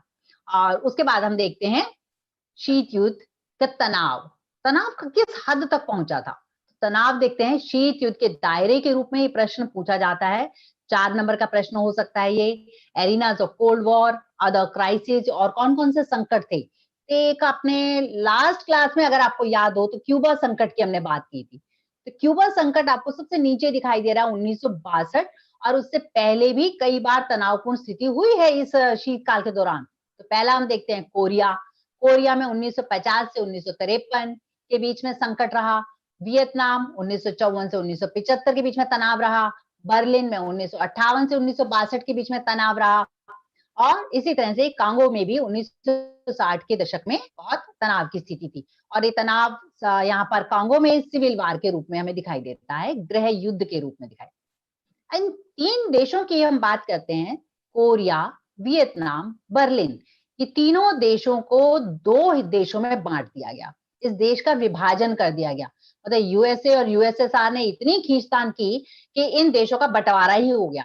तो युद्ध की स्थिति उत्पन्न नहीं हुई कि आपस में सेनाएं लेके खड़े हुए हों, लेकिन हाँ, देश का बंटवारा करके उन्होंने समझौता कर लिया। तो कोरिया का बंटवारा हुआ 38 पैरेलल पर, वियतनाम का बंटवारा हुआ 17 पैरेलल पर 1954 में, बर्लिन जो कि जर्मनी की राजधानी है उसका बंटवारा हुआ 1945 में, और ईस्ट वर्सेस वेस्ट के रूप में बंटवारा हुआ। जो जर्मनी का ईस्ट हिस्सा था वो यूएसएसआर के पास चला गया, जो वेस्ट था वो यूएसए के साथ चला गया। तो इस प्रकार से देशों का बंटवारा हो गया। तो हम पहले भी जान चुके हैं कि शीत युद्ध के परिणाम जब हम पढ़ रहे थे तो परिणाम में एक बहुत बड़ा परिणाम था कि देश, नए देशों का निर्माण हुआ। 1 से 2 देश बन गए तो नया देश बन गया। और यहाँ पर हम देखते हैं तनाव की वजह से देशों का विभाजन हो गया, जो कि एक बुरी बात भी हम कह सकते हैं, कि नकारात्मक पहलू भी हम कह सकते हैं। तो देशों का बंटवारा हो रहा था, इतना ज्यादा तनाव था, इतनी ज्यादा इन दोनों के गुटों में खींचतान थी। क्यूबा में 1962 में स्थिति, जो कि हम पिछले लेसन में भी चर्चा कर चुके हैं, तो वहां पे हमने देखा यूएसए और यूएसएसआर की फौजें यहाँ क्यूबा पर, क्योंकि क्यूबा के पर मिसाइलें लग चुकी थी, जो कि जिसमें अमेरिका पूरा निशाने पर आ गया था। तो यहाँ यूएसए कैसे चुप रहता? अगर यूएसएसआर, सोवियत संघ, उसके देश के पास दरवाजे पर मिसाइलें स्थापित कर सकता है, क्यूबा जो कि बहुत नजदीक है अमेरिका के, तो ऐसे में वो कैसे चुप बैठता? तो अपनी सेनाएं लेकर यहाँ समुद्र में उतर आए। तो अटलांटिक महासागर में दोनों की फौजें आमने सामने आ गई, युद्ध की स्थिति हो गई। लेकिन ये शुक्र मनाएंगे हम, या कि कहें कि बहुत स्थिति को बहुत अच्छे से इन दोनों ने समझा और युद्ध की स्थिति को टाल दिया। दोनों सेनाएं अपने अपने देशों की ओर लौट गई, युद्ध नहीं हुआ। यहाँ पर उनको ये समझ में आ गया कि यदि हम युद्ध करते हैं तो उसमें नुकसान हमारा भी है। उसमें लेसन में एक शब्द आता है, अपरोध की स्थिति, डेटरेंट शब्द, जो कि हम पिछली क्लास में पढ़ चुके हैं। तो अगर मैं सामने वाले को, अगर मैं सोवियत संघ को यूएसए अगर नुकसान पहुंचाता है तो यूएसए को भी नुकसान पहुंचेगा। तो इस चीज को सोचते हुए उन दोनों ने अपनी सेनाएं वापस ले ली और उनको समझ आ गया कि अब तक जो हम एक दूसरे के साथ खींचतान कर रहे हैं, शीत युद्ध की स्थिति बनी हुई है, वो अच्छी नहीं है। तो शीत युद्ध तो समाप्त नहीं हुआ, लेकिन दौर शुरू हो गया निशस्त्रीकरण का। मतलब बात देखिए, वही शीत युद्ध का काल है, अभी खत्म नहीं हुआ है, लेकिन अब इस काल में सैनिक समझौते नहीं हो रहे हैं, बल्कि कौन से समझौते हो रहे हैं? शस्त्रों को कम करने के समझौते हो रहे हैं। शस्त्र कौन कौन से नहीं बनाए जाएं, कौन कौन से शस्त्रों के निर्माण पर पाबंदी लगाई जाए, अब ये समझ शुरू हो गया। टाइम ऑफ डिसआर्मामेंट, तो एलटीबीटी फुल फॉर्म इसकी भी याद करनी है हमें। Limited test ban treaty, NPT non proliferation treaty, SALT 1, SALT 2, इनका समय भी आपके पुस्तक में भी दिया हुआ है, यहाँ पर भी दिया हुआ है, आप नोट कर सकते हैं। Start 1, start 2, CTBT. तो इस तरह के ये सारे जो समझौते हो रहे थे, उन समझौतों में ये तय किया जा रहा था कि कौन किस प्रकार के हथियार ना बनाए जाएं या उनके टेस्ट पर, उनके परीक्षण पर रोक लगाई जाए। तो इस प्रकार के समझौते हो रहे थे। तो ये शीत युद्ध का हम देखते हैं 1963 में सबसे पहली संधि हुई है, गौर कीजिएगा, 1963, 1963। और क्यूबा मिसाइल कब हुआ है? 1962। तो आप देखिए एकदम तुरंत उसके बाद ही ये समझौते होने शुरू हो गए हैं। तो 1962 की जो स्थिति थी उसको हम शीत युद्ध का चरम बिंदु कहते हैं। मतलब तनाव जितना बढ़ना था 1962 तक बढ़ गया, उसके बाद तनाव में कमी आनी शुरू हो गई है। ये इसीलिए क्यूबा मिसाइल संकट को हम बहुत अलग से विस्तार पूर्वक जानने का प्रयास करते हैं कि क्यूबा मिसाइल क्या था, क्यों ऐसा हम कहते हैं कि वही चरम बिंदु था, क्योंकि वहां पे तो उन दोनों की सेनाएं आमने सामने आ रही थी, लेकिन अब तनाव कम हो रहा था। और देखिए अभी तनाव में शीत युद्ध का 1991 में हम बात करते हैं, शीत युद्ध समाप्त भी हो गया है, लेकिन अभी भी देखिए इस प्रकार के समझौते चल रहे हैं, जो कि आप देख रहे हैं सीटीबीटी 1995 में हो रहा है। तो इस प्रकार से अब सभी देश, विश्व के सभी देश हथियारों पर नियंत्रण की बातें कर रहे हैं। चलिए फिर एक सवाल का जवाब दीजिए। सविता मैम एक सेकेंड जी, आगे बढ़ने से पहले, क्वेश्चंस पर जाने से पहले बच्चों के एक दो क्वेरीज हैं, हम उनको ले लेते हैं। कुछ बच्चे ये जानना चाहते हैं, सबसे पहले तो मैं धर्मेंद्र तुम्हारी बात करूंगी। धर्मेंद्र, आप जानना चाह रहे हैं कि ये फर्स्ट चैप्टर है या फिर सेकंड चैप्टर है? बेटा ये क्लियर है, और ये पहला ही अध्याय है, ये फर्स्ट चैप्टर है। दूसरे कुछ बच्चों ने बात की है सैन्य गठबंधन की, ये सैन्य गठबंधन क्या है? जैसा कि नितेश पांडे भी ये जानना चाहते हैं कि मिलिट्री अलायंस का होना क्यों जरूरी है या क्यों जरूरी था। बेटा ये सैन्य गठबंधन क्या है, इसके ऊपर सविता मैम एक बार बता चुकी है, एक बार फिर बता देंगी। और मिलिट्री अलायंस अर्थात सैन्य गठबंधनों का होना क्यों जरूरी है, मैम प्लीज एक बार और फिर से इनके ऊपर प्रकाश डाल दीजिए। जी, thank you for conveying me ma'am. बच्चे सवाल बिल्कुल जायज हैं आपके, क्योंकि जो हम बातें कर रहे हैं, शीत युद्ध, क्यूबा मिसाइल संकट हम बात कर रहे हैं, उससे पहले सैन्य समझौतों की बात कर रहे हैं, फिर निशस्त्रीकरण की हम बातें कर रहे हैं। तो ये क्या है? तो सैन्य समझौता क्या था? जब आप बहुत कमजोर देश हैं और आपको पता है आपके आसपास कोई बड़े बड़े देश हैं जो आप पर कभी भी हमला कर सकते हैं, या कहें कि आपके पास हथियार नहीं है और आपके पड़ोसी देश के पास बहुत सारे हथियार हैं, तो आपको हमेशा खतरा बना रहता है। तो ऐसे में आप कोशिश करेंगे कि किसी ऐसे देश के साथ अपनी दोस्ती बढ़ा लें जिससे उसे हथियार भी मिल सके, या अगर मुझ पे हमला होता है तो वो मेरी मदद के लिए भी आ सके। तो ऐसे समझौतों को हम सैन्य समझौता कहते हैं, जो कि किसी भी छोटे देश की सुरक्षा के लिए बहुत ही महत्वपूर्ण होते हैं। और ये छोटे देश इसीलिए ऐसे बड़े महाशक्तियों के साथ जुड़ते भी थे, क्योंकि उनसे उन्हें हथियार भी मिल जाते थे और समय पड़ने पर उनकी मदद भी मिल जाती थी। और यहाँ पर हम देखते हैं समझौतों की बात हम कर रहे हैं, ये समझौते दूसरी प्रकार के हैं, इसमें हम बात कर रहे हैं युद्ध की बात नहीं कर रहे हैं, हम हथियारों की कमी की बात करते हैं। ये दो दौर हैं शीत युद्ध के। एक प्रश्न भी आपके पेपर में आता है जिसमें कहा जाता है कि आप कैसे कह सकते हैं कि शीत युद्ध हथियारों की होड़ भी था और हथियारों पर नियंत्रण भी था। तो आप स्लाइड्स में ध्यान से देखेंगे तो यहाँ पर हमने कहा है कि आप सैन्य समझौते कर रहे थे, बहुत सारे सैन्य समझौते हो रहे थे। सैन्य समझौते मतलब बहुत सारे देश मिलकर अपने हथियारों को भी जमा कर रहे थे और आपस में ये भी तय कर रहे थे कि मुझ पर हमला हो तो तुम मेरी मदद को आना। तो इस प्रकार की स्थिति थी, तो तनावपूर्ण स्थिति। तो यहाँ मुझे बताइए, क्या बड़ा देश अपने उत्पादन को, हथियारों का जो उत्पादन कर रहा है वो कितना करेगा? केवल अपने ही लिए करेगा या अपने साथ जुड़े उन देशों के साथ भी करेगा? मैम ना दूसरों के लिए भी करेगा जो उसके साथ जुड़े हैं। बिल्कुल ठीक मैम। बच्चे अभी, मुझे लगता है बच्चों तक अभी सवाल पहुंचा नहीं है, तो बहुत अच्छा आपने मदद किया। तो यहाँ पर हम कह रहे हैं कि वो केवल अपने लिए उत्पादन नहीं करेगा, उसके साथ जिन देशों के साथ उसने संधि की है उन देशों के लिए भी वो उत्पादन करेगा। तो इस तरह से क्या हो रहा था, हथियारों का उत्पादन करने की होड़ लगी हुई थी, ज्यादा से ज्यादा हथियार बना लो ताकि अपने सहयोगी देशों को दे सको। तो ये हथियारों की होड़ का दौर था, मतलब रेस थी, it was a race for arms. और यहाँ पर हम देखते हैं कि अब उन्होंने क्या किया, अपने शस्त्रों पर नियंत्रण करना शुरू कर दिया है। तो यहाँ पर शीत युद्ध को दो हिस्सों में बांटते हैं। 1962 से पहले हथियारों की होड़ का दौर था, आर्म्स रेस थी बहुत ज्यादा, जबकि 1962 के बाद उन्होंने they got control over the test और production of arms and ammunition. ये बहुत, ये 6 नंबर का क्वेश्चन भी पेपर में आता है, इसलिए इसको बहुत ध्यान से आपको इन संधियों के नाम पता होने चाहिए, आपको उसका उनमें जिक्र करना होगा। निशि मैम नेक्स्ट क्वेश्चन पे चले फिर। हाँ जी, नहीं बस बच्चों के लिए, हाँ जी, चलिए बच्चे be ready for the next question. Answer देने के लिए तैयार हो जाओ। क्या आप बता सकते हैं कि निम्न देशों में से कौन सा देश शीत युद्ध के दौरान स्वतंत्र हुए? Can you tell which of these countries got independence during the cold war? Ghana, Bharat, Indonesia और श्रीलंका, इनमें से कौन से देश शीतकाल के दौरान स्वतंत्र हुए? और ये पहले स्लाइड देख चुके हैं मैम एक बार। सवाल देखा है लेकिन उत्तर नहीं देखा है अभी।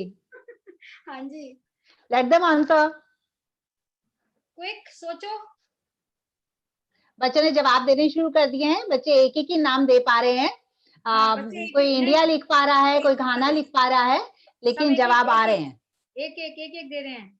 जी चलिए, ज्यादातर इंडिया दे रहे हैं। ओके, क्योंकि इंडिया में रहते हैं तो इंडिया बहुत जल्दी समझ में आता है। ठीक है, देशभक्ति भी होनी चाहिए मैम। बिल्कुल। चलिए, अब इनको उत्तर जानने की उत्सुकता भी होगी। चलिए तो चेक कीजिए अपने आंसर्स। अब देखो ये कैसे उछल उछल कर आ रहे हैं, क्योंकि स्वतंत्र जो हैं, भाई स्वतंत्रता प्राप्त की है तो दिखना भी चाहिए। तो 1947 में भारत और 1948 में श्रीलंका, 1949 में इंडोनेशिया एंड 1957 में घाना। गुड, अलग अलग पर इंडिया बहुत सारे बच्चे बता रहे हैं, घाना भी आना शुरू हो गया है। निशि मैम, ये हाँ देश मुझे ऐसा क्यों लग रहा है कि सिर्फ नीचे की तरफ ही हमें दिखाई दे रहे हैं, ऊपर कोई देश नहीं दिखाई दिया हमें इसमें, इनमें से? मैम ये अफ्रीका कॉन्टिनेंट और दक्षिण एशिया वगैरह के ही उस समय राष्ट्र एक तरह से साम्राज्यवादी ताकतों के अधीन थे, तो उन्हें ही स्वतंत्र होना था। भारत जब उपनिवेश था तो क्या अन्य देश भी उपनिवेश थे उस समय? बिल्कुल, क्यों नहीं मैम। कौन कौन से देश, कहाँ के देश? मैम थोड़ा दिमाग पर जोर डालिए तो आपको सारे रिकॉल हो जाएंगे, और थोड़ा बच्चों को भी डालने दीजिए। जी बिल्कुल मैम, क्योंकि ये हमारे बच्चे हिस्ट्री भी पढ़ते हैं, इसमें से बहुत सारे बच्चे। जी ऑल नोन। अभी तक बच्चे इसी सवाल का जवाब दे रहे हैं, अभी अगले सवाल जो हमने डाला है उसका जवाब ही नहीं दे रहे हैं अभी। सविता मैम, जी मैम। सविता मैम, थोड़ा सा बच्चे ट्रीटी के बारे में और जानना चाह रहे हैं, इस क्वेश्चन के बाद थोड़ा सा और एक्सप्लेन कर दीजिएगा। ओके ठीक है। शिफाली मैम जी मेरा ख्याल है अभी क्वेरीज लास्ट में ले लेंगे, क्योंकि ऑलरेडी 2 बार डिस्कस कर चुके हैं हम। ठीक है मैम, चलिए लास्ट में ले लेते हैं।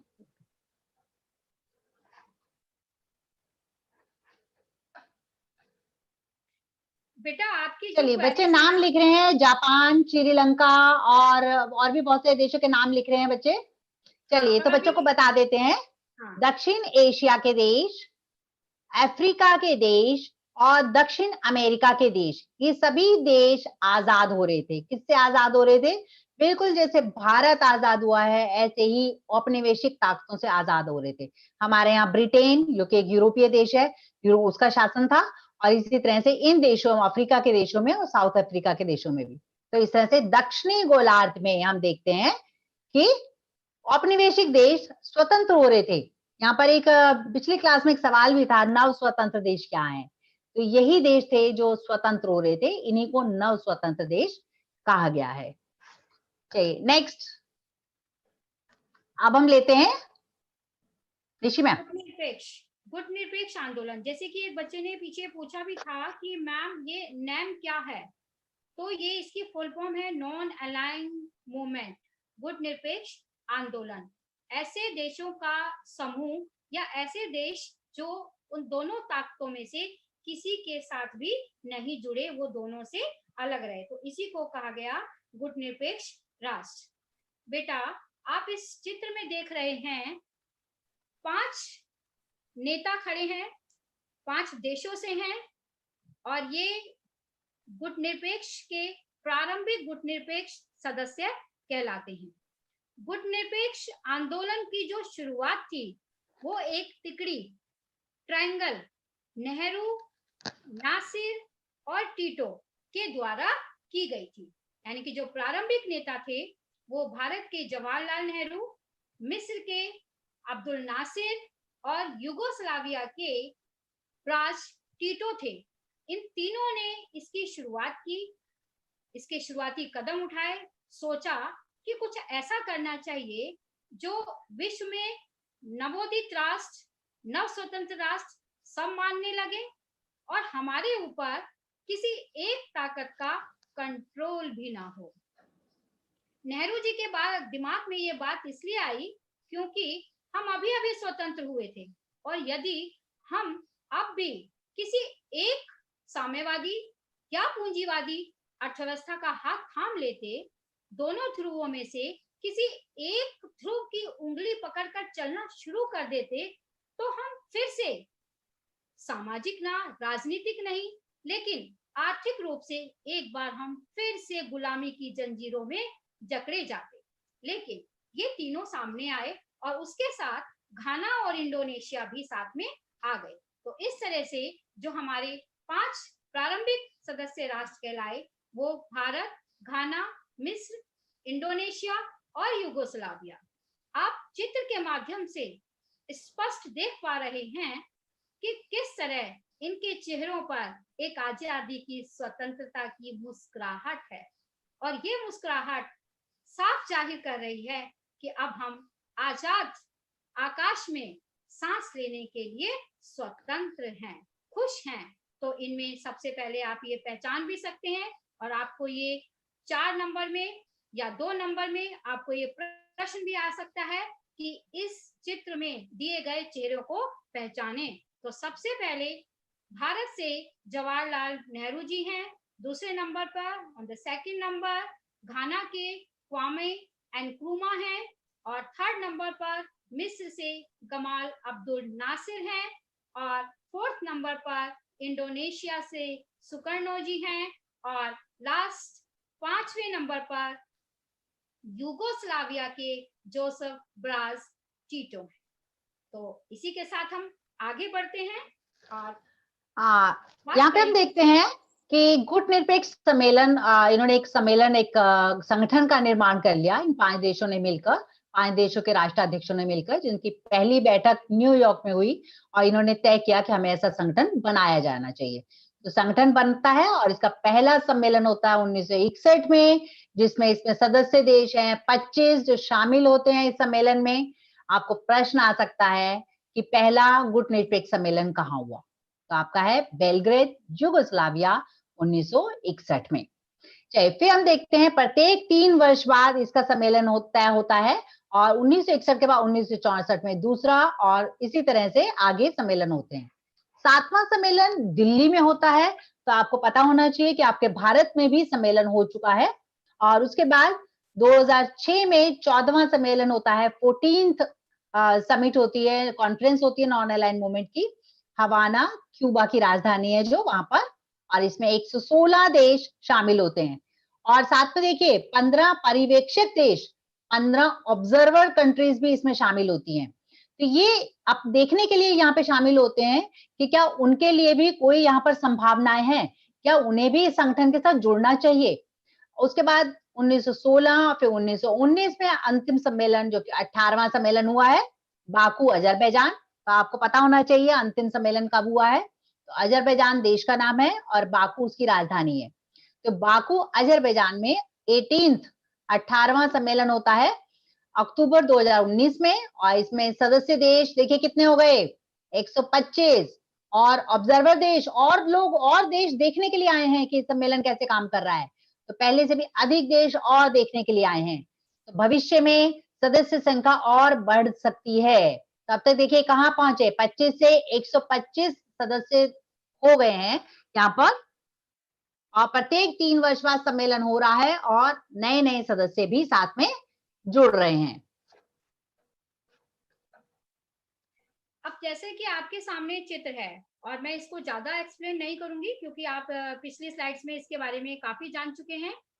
यहाँ पर आपको 3 रंग दिखाई दे रहे हैं। सबसे ज्यादा रंग कौन सा दिखाई दे रहा है, जरा जल्दी से लिख डालो, जल्दी। हाँ, हरा रंग है ना। हाँ, ग्रीन कलर जो है वो सबसे ज्यादा रिफ्लेक्ट हो रहा है, और उसे के बाद रेड और येलो की बारी आ रही है। तो ये जो ग्रीन कलर वाले हैं ये सारे के सारे गुट निरपेक्ष आंदोलन से जुड़े हुए राष्ट्र हैं, या ये कहा जाए कि उस समय तक शीत युद्ध के दौरान पूरी दुनिया 3 हिस्सों में बट चुकी थी। जो येलो कलर के हैं उनको फर्स्ट वर्ल्ड, पहली दुनिया के नाम से जाना गया। रेड कलर वाले जो हैं उनको दूसरी दुनिया के नाम से जाना गया, यानी कि सेकंड वर्ल्ड के नाम से जाना गया। और जो ग्रीन कलर से हैं, जो हरे रंग से हैं, वो तीसरी दुनिया अर्थात थर्ड वर्ल्ड के नाम से जाने गए। बेटा अब ये तुम्हें खुद सोचना है कि ये रेड वाले कौन सी अर्थव्यवस्था से जुड़े थे, कौन सी विचारधारा के साथ जुड़े थे, येलो की विचारधारा क्या थी और हमारी विचारधारा क्या थी। ये क्वेश्चन मार्क है और ये सबको अपने आप आपको सॉल्व करके रखने हैं। मैम आगे चलें। ये मानचित्र आप पिछली कक्षा में भी देख चुके हैं। तो पीला रंग पहली दुनिया किसको दर्शाता है, दूसरी दुनिया, लाल रंग किसको दर्शाता है, हरा तीसरी दुनिया किसको दर्शाता है। ये प्रश्न है, जल्दी से नोट डाउन कर लीजिएगा अपनी कॉपीज में, और लास्ट में हम चेक करेंगे कौन सही। गुट निरपेक्षता के उद्देश्य, किस उद्देश्य से इन्होंने एक अलग संगठन की नींव रखी, क्यों बनाया, क्यों इन्होंने ये संगठन। तो हम देखते हैं, साम्राज्यवाद और उपनिवेशवाद का उन्मूलन। तो नए देश जो उपनिवेश देश थे, जैसे भारत उपनिवेश था, आजाद हुआ अंग्रेजों के शासन से और अपने स्वतंत्र शासन व्यवस्था स्थापित की। तो इन देशों ने प्रयास किया कि और अन्य जो उपनिवेशिक देश हैं जो अभी आजाद नहीं हुए हैं उनको आजाद करवाया जाए। अंतरराष्ट्रीय शांति और सुरक्षा को प्रोत्साहन दिया। इन दोनों गुटों की वजह से बहुत ज्यादा तनाव हुआ था, शांति नहीं थी बिल्कुल भी। तो शांति को बनाए रखने का इन गुट के सदस्यों ने प्रयास किया। नस्लीय भेदभाव, जो कि अमेरिका में हम जानते हैं नस्लीय भेदभाव, नागरिक आंदोलन हमने पढ़ा है, और रंग भेद जो कि दक्षिण अफ्रीका में हो रहा था, गोरे और काले का भेद हो रहा था, उसका अंत करने के लिए भी इन्होंने प्रयास किया। पूर्ण निशस्त्रीकरण और विशेषकर परमाणु शस्त्रों का इन्होंने विरोध किया। यहाँ पर हम बात करें तो संधियां हो रही थी, कौन कौन सी निशस्त्रीकरण की संधियां, डिसआर्मामेंट जो एग्रीमेंट्स हो रहे थे, कौन कौन से हो रहे थे, एनपीटी है, सीटीबीटी है, तो इस प्रकार के समझौते हो रहे थे। भारत जैसे देशों ने इनका विरोध किया क्योंकि उनकी शर्त ये थी, उनका मानना ये था जिनके पास परमाणु हथियार हैं लेकिन कोई और देश उन परमाणु हथियारों को ना बनाए। तो इसलिए भारत जैसे देशों ने इसका विरोध किया कि या तो परमाणु हथियार किसी के पास भी नहीं होने चाहिए, यदि उनके पास हैं तो अन्य देशों को भी इसका अधिकार प्राप्त होना चाहिए। यूएनओ एक अंतरराष्ट्रीय संस्था बनी, ये भी द्वितीय विश्व युद्ध की समाप्ति के बाद ही बनी थी क्योंकि शीत युद्ध की स्थिति उत्पन्न हो गई थी। उन दोनों शक्तियों पर नियंत्रण करने का प्रयास कर रहा था यूएनओ, तो उसके प्रयासों को इन्होंने सहयोग दिया। नव अंतरराष्ट्रीय आर्थिक व्यवस्था की स्थापना हुई, जो कि हमने कहा न्यू इंटरनेशनल इकोनॉमिक ऑर्गेनाइजेशन। तो ये एक ऑर्डर, ये एक व्यवस्था स्थापित हुई, ये भी इस पे भी इन्हीं का योगदान है। मानवाधिकारों को विश्व में लागू किया। 1948 में यूएनओ ने मानवाधिकारों की सूची जारी की, और सूची जारी करने के बाद गुटनिरपेक्ष देशों ने क्या किया, उसे अपने देशों में लागू किया और अन्य देशों में भी लागू करने का प्रयास किया। इस प्रकार से मानवाधिकारों को विश्व में लागू किया उन्होंने। पर्यावरण संरक्षण में भी अंतरराष्ट्रीय सहयोग दिया। पर्यावरण को संरक्षित करने के लिए जितने भी सम्मेलन हुए हैं यूएनओ के द्वारा या अंतरराष्ट्रीय मंच पर कहीं और भी हो रहे हैं, तो उसमें भी इन्होंने अपना सहयोग दिया। विकासशील देशों के साथ, अब यहाँ देखिए विकासशील देशों के साथ संबंधों की बात कर रहे हैं हम। तो विकासशील देशों के साथ हमने संबंध बनाए हुए हैं, उनसे बिल्कुल टूटे हुए नहीं है, उनसे हम दूर नहीं है। विकासशील देशों के साथ हमने कौन से संबंध बनाए हैं? आर्थिक, सांस्कृतिक और उनके उसी के विकास पर बल देने के लिए उनके साथ संबंध बनाए हैं। Objectives of non-aligned: eradication of imperialism and colonialism, promotion of international peace and security, end of racial discrimination and apartheid, complete disarmament, and especially opposition to nuclear weapons, cooperation in UNO peace efforts and other works, establishment of a new international economic system या फिर a new international economic order, implementing human rights in the world. Next, international cooperation in environmental protection, क्योंकि environment को बचाना बहुत जरूरी है। आजकल आप देख रहे हैं कि हमारी जो प्राकृतिक पर्यावरण है हमारा, वो बहुत सुधर चुका है। हमारा एनवायरनमेंट जो है वो बहुत ही रीहील हो चुका है। Emphasis on the development of economic cultural relation between developing countries.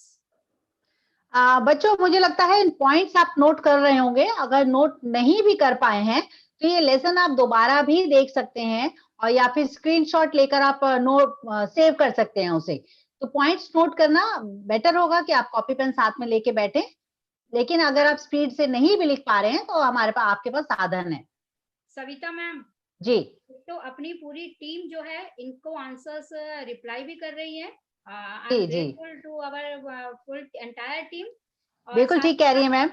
हाँ जी, साथ ही साथ बच्चे बहुत सारे क्वेश्चंस के बहुत सारे सही जवाब दे रहे हैं। जी, YouTube पे जो हमारे पैनलिस्ट हैं उनके सहयोग के बिना संभव नहीं है। वो उनकी क्यूरियोसिटी को, उनके क्वेरीज को बहुत अच्छे से जवाब दे रहे हैं। जी जी मैम।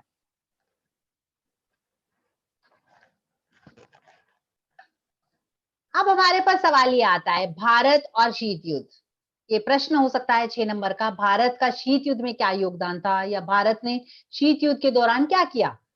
भारत ने, हमने ये तो कहा कि भारत ने दोनों गुटों से अलग एक गुट निरपेक्ष बना लिया, लेकिन भारत का इस गुट निरपेक्षता के विरोध में आलोचना भी की जाती है कि भारत ने ये इसलिए अपनाया क्योंकि वो पृथक रहना चाहता था, वो इसलिए अपनाया कि वो कुछ करना नहीं चाहता था, निष्क्रिय रहना चाहता था। भारत ने इसलिए अपनाया कि वो पलायन करना, भागना चाहता था, इस सारे तनाव से दूर भाग जाना चाहता था, इसलिए उसने गुट निरपेक्षता को अपनाया।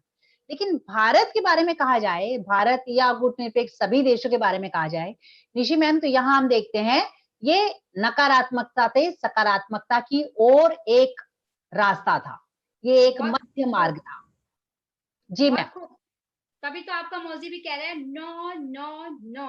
Okay, negativity to positivity. ये न न न जो हमें दिखाई दे रहा है, ये न न न नेगेटिविटी नहीं है, ये वो नेगेटिविटी को मना कर रहा है। वो कह रहा है हम तो सकारात्मक कर रहे हैं, हम कुछ नकारात्मक नहीं कर रहे हैं। तो ये न पृथकता को मना कर रहा है कि हमने कोई पृथकतावाद की नीति नहीं अपनाई है, कोई नकारने वाला काम नहीं किया है। तो इसी में हम आगे विस्तार पूर्वक जानेंगे।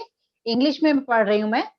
हमने कहा कि ये एक सकारात्मक क्रिया थी गुट निरपेक्ष बनाना, ना कि कोई नकारात्मक क्रिया। तो सकारात्मकता कहाँ हमें दिखाई देती है, तो हमने कहा उन दोनों गुटों को नकार दिया हमने, और हमने उनसे पॉलिसी ऑफ नॉन सेपरेटिज्म अपनाई, पॉलिसी ऑफ नॉन न्यूट्रलिटी अपनाई, पॉलिसी ऑफ नो नेगेटिव है, it's no negative, no to negative है, it's policy of no inaction, we will not sit idle, we will do something, इस तरह की policy हमने अपनाई। Non migration policy, तो हमने भागने के लिए, माइग्रेट करने के लिए पॉलिसी नहीं अपनाई है नॉन अलाइंड मूवमेंट।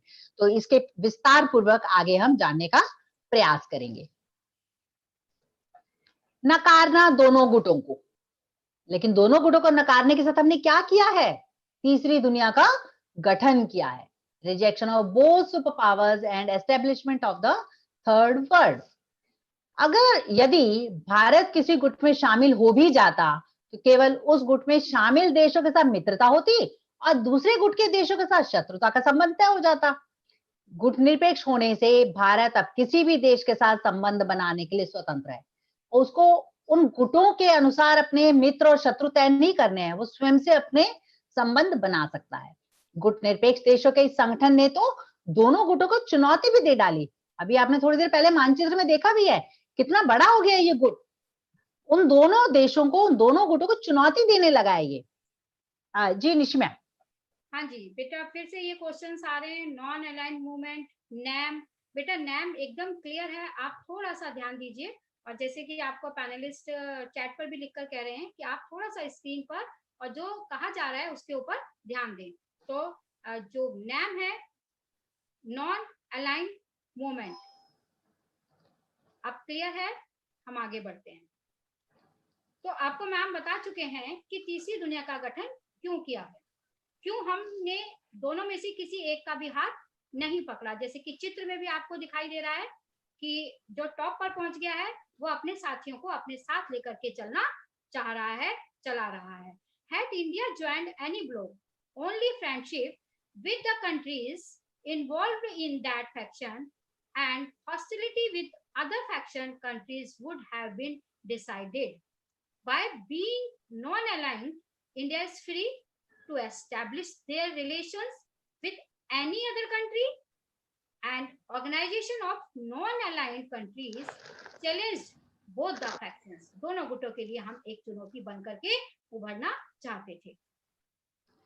नाम के बारे में एक और कहा जाता है कि पृथकतावाद की नीति अपनाई, लेकिन ऐसा नहीं है। गुटनिरपेक्ष देशों का कहना यह है कि हमने कोई पृथकतावाद की नीति नहीं अपनाई।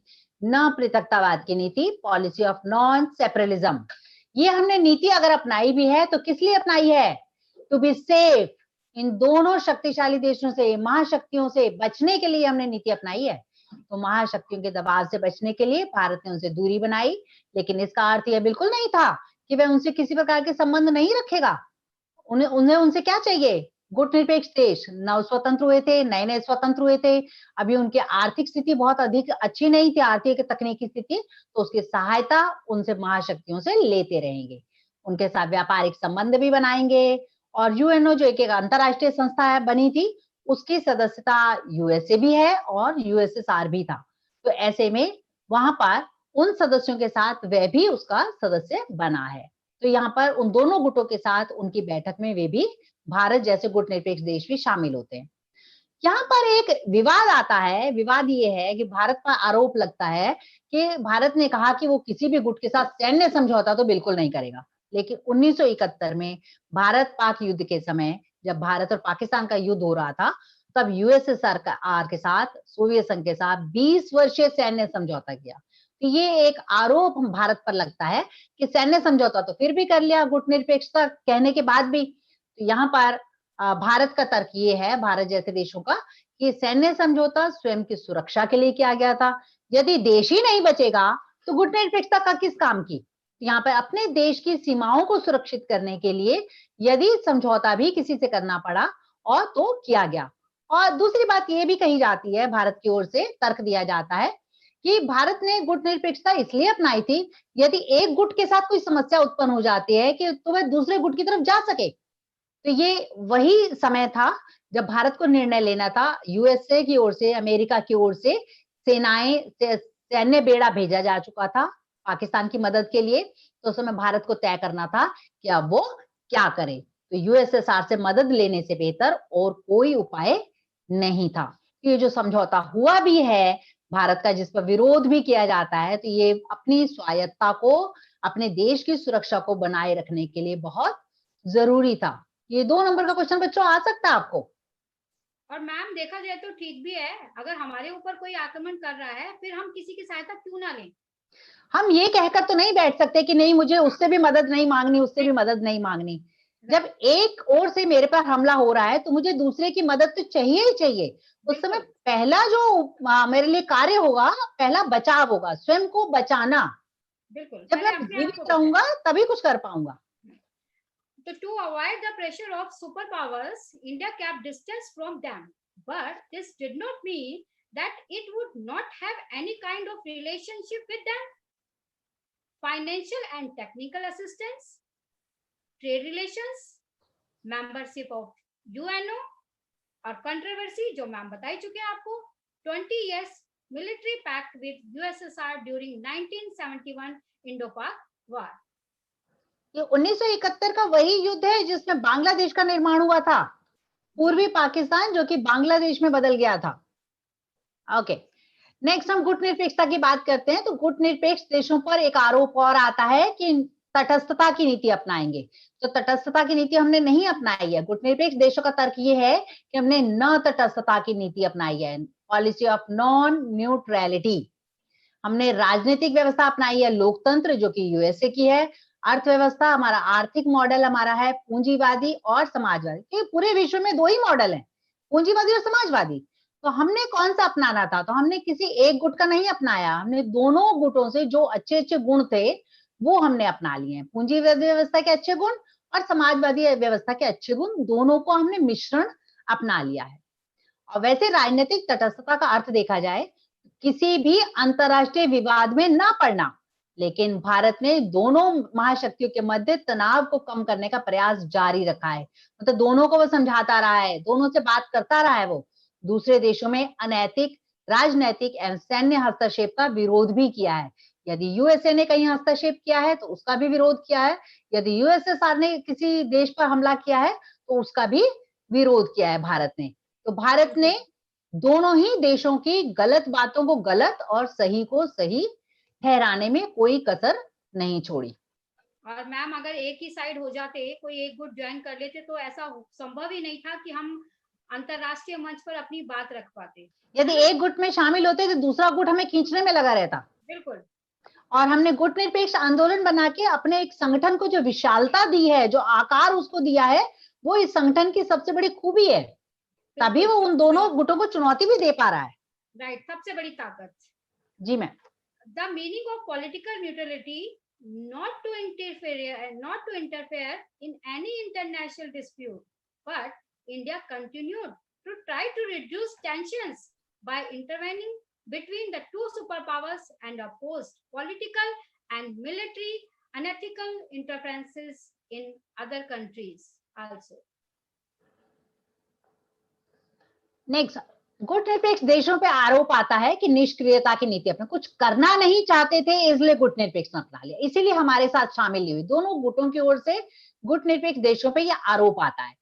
लेकिन गुट निरपेक्ष देशों का ये तर्क है कि नहीं, हमने निष्क्रियता की नीति नहीं अपनाई है, हमने कुछ ना करने के लिए ये संगठन नहीं अपनाया है। नो इनएक्शन पॉलिसी, गुट निरपेक्ष देशों का तर्क है कि हमने ये नीति इनएक्शन करने के लिए नहीं अपनाई है। तो यहाँ पर आप देखेंगे बहुत सारे हमने काम किए हैं, इनएक्शन नहीं है, बिल्कुल निष्क्रिय नहीं है, कुछ नहीं करने वाली स्थिति ने बहुत से काम किए हैं। और इसीलिए आप देखेंगे डू समथिंग झकास, तो छोटे मोटे काम नहीं किए हैं, बहुत बड़े बड़े काम किए हैं गुट निरपेक्ष देशों ने। देश नए स्वतंत्र हुए थे, नए आजाद हुए थे, लेकिन फिर भी मिलकर उन्होंने बहुत कुछ किया। तो यहाँ पर हम देखते हैं शीत युद्ध को कम करने में योगदान दिया, नव स्वतंत्र देशों को संगठित किया उन्होंने, नस्लीय भेदभाव और रंग भेद नीति का विरोध किया, उपनिवेशवाद एवं साम्राज्यवाद का विरोध किया, निशस्त्रीकरण को बढ़ावा दिया। इतने काम किए हमने गुट निरपेक्ष देशों ने। तो हम पे ये आरोप कैसे आ सकता है कि निष्क्रियता की नीति है? तो हम गुट निरपेक्ष की ओर से तर्क दिया जाता है कि ये न निष्क्रियता की नीति है। Contribution in reducing Cold War, organizing newly independent countries, opposing racial discrimination and apartheid policy, opposition to colonialism and imperialism, promoting disarmament, ये सारे झक्कास कदम उठाए गए नॉन अलाइंड मूवमेंट के अंदर। और इसके बाद भी ये कहा जाए कि निष्क्रिय है गुट निरपेक्ष देश, तो ये तो गलत होगा। मैम इसको कई ये भी कहते हैं कि हमने पलायन कर दिया, यानी छोड़कर भाग गए। जी नेक्स्ट, इसी पर ही हम बात करेंगे कि ये पलायन की नीति नहीं थी, ये उन दोनों गुटों से भागने की नीति बिल्कुल नहीं थी। तो यहाँ पे नेहरू जी ने गुट निरपेक्ष जो इन दोनों देशों के बीच में तनाव हो रहा था, उस तनाव में कम करने के लिए कितना बड़ा योगदान किया है। देखिए, भारत की अध्यक्षता में एक आयोग बनाया गया 1952 से 1954 में, जिसने कोरियाई युद्ध बंदी समझौता करवाया। नेहरू जी ने, भारत ने करवाया। ये एक बहुत बड़ा योगदान है, जिसमें यूएसए और यूएसएसआर, यहाँ कोरिया में उनकी लड़ाई चल रही है, कोरिया का विभाजन हो गया है, उत्तरी कोरिया अलग हो गया, दक्षिण कोरिया अलग हो गया, लेकिन आपस में समझौता नहीं कर पा रहे थे। तो युद्ध बंदी समझौता जो था, युद्ध के बंदियों का क्या किया जाए, ये समझौता बहुत तनाव के बाद भी नहीं पूरा हो पा रहा था। तो वहां पे भारत, जो कि गुटनिरपेक्ष देशों के एक प्रतिनिधि के रूप में वहां शामिल हुए और वहां पे ये समझौता करवाया। तो बहुत बड़ा योगदान है। तो हम कैसे कह सकते हम भाग रहे थे? हम भाग तो रहे नहीं थे, हम तो दोनों के पास ही खड़े थे। उन दोनों को जहां हमारी जरूरत पड़ी, गुटनिरपेक्ष देशों की जरूरत पड़ी, वो वहां पर उपस्थित हुए। Nehru contributions to the Korean War Agreement (NNRC) 1952 to 54, headed by India. The end of the war between South Korea and North Korea on 27th July 1953. बेटा, मैम ने पहले एकदम क्या झक्कास शब्दों का इस्तेमाल करते हुए आपको एकदम से क्लियर कर दिया, और हम ऐसी उम्मीद रख सकते हैं पूरी हमारी टीम कि आपको ये सब समझ आ गया होगा। आओ अब तुम्हारे साथ मिलकर कुछ ऐसा झक्कास करते हैं कि तुम्हें भी मजा आए और हमें भी मजा आए, लेकिन इस बार ट्रेंड कुछ अलग होगा। आपको आंसर आपके स्क्रीन पर आएंगे और खुद चेक करने होंगे, आर यू राइट और wrong. Let's start ma'am. Okay. तो ये आपकी स्क्रीन पर पहला प्रश्न आता है। प्रश्न है, गठबंधन महाशक्तियों के गुट, यानी गठबंधन की आवश्यकता ही क्यों, ये गठबंधन क्यों किए गए, वाई अलायंसेस। भाई सोचने का तो विषय ये है ही, चलो सोचो और जल्दी से हम आंसर पर आते हैं, जिससे कि आप चेक कर सकें या स्क्रीनशॉट ले सकें।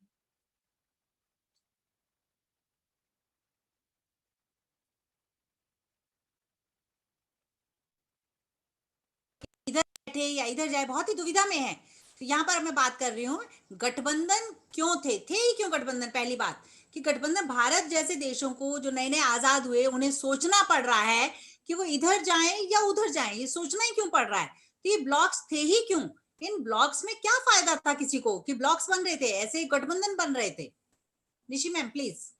हाँ जी, तो आप सोच चुके होंगे। अब इसके साथ ही एक प्रश्न और उठता है, महाशक्ति समूह के साथ जुड़ने वाले छोटे देशों को क्या लाभ है। पहला ये कि गठबंधन क्यों, अब महाशक्ति समूह के साथ जुड़ने वाले देशों को क्या लाभ है, और दूसरी तरह ये प्रश्न आता है, छोटे देशों को महाशक्तियों के गुट में शामिल होने के क्या लाभ हैं।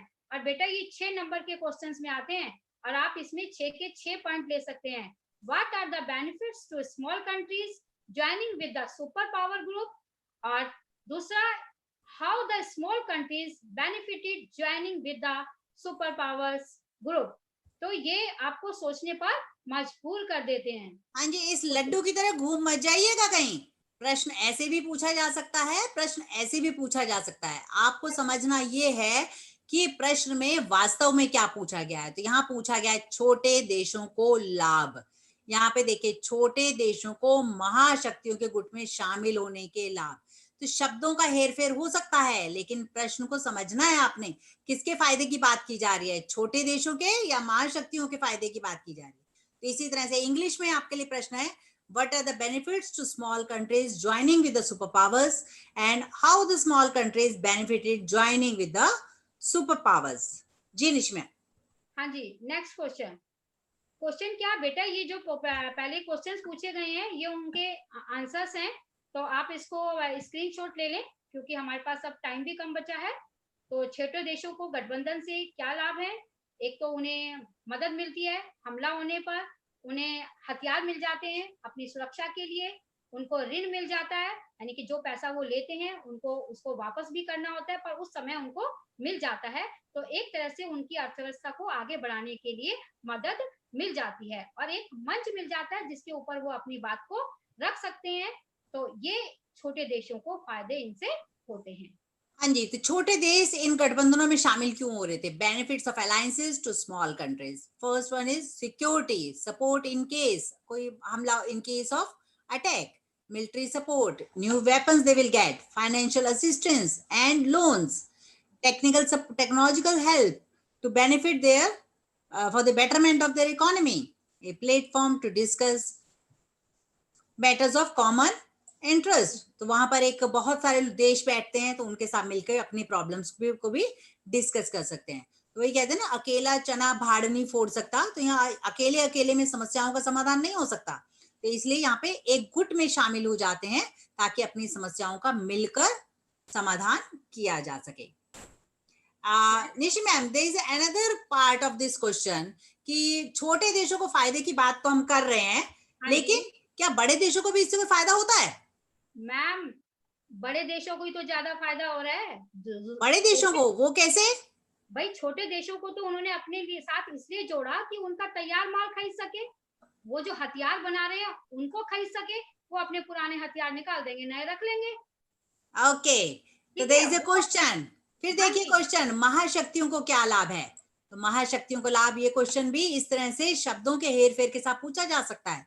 आपको समझना ये है कि पूछा क्या जा रहा है वास्तव में. यहाँ पे छोटे देश शब्द भी आया है, महाशक्ति शब्द भी आया है. तो कहीं ये दो शब्द पढ़ते ही उत्तर मत लिखना शुरू कर देना. हाँ, किसके फायदे की बात की जा रही है? ये प्रश्न है आपका, महाशक्तियों के फायदे की बात. तो ऋषि मैम, हाँ जी, आप बता रहे थे क्या फायदा हो रहा है इनको, बड़े देशों को? मैम, इनको यह फार्मूला चलाना पड़ेगा, पढ़ो, समझो और लिखो. जी बिल्कुल ठीक है. आपने स्क्रीन पे सारे पॉइंट्स दिखाई दे रहे हैं. और मेरा ख्याल है अगर लेसन इन्होंने पढ़ा है तो लेसन में भी दिया हुआ है ये चीज.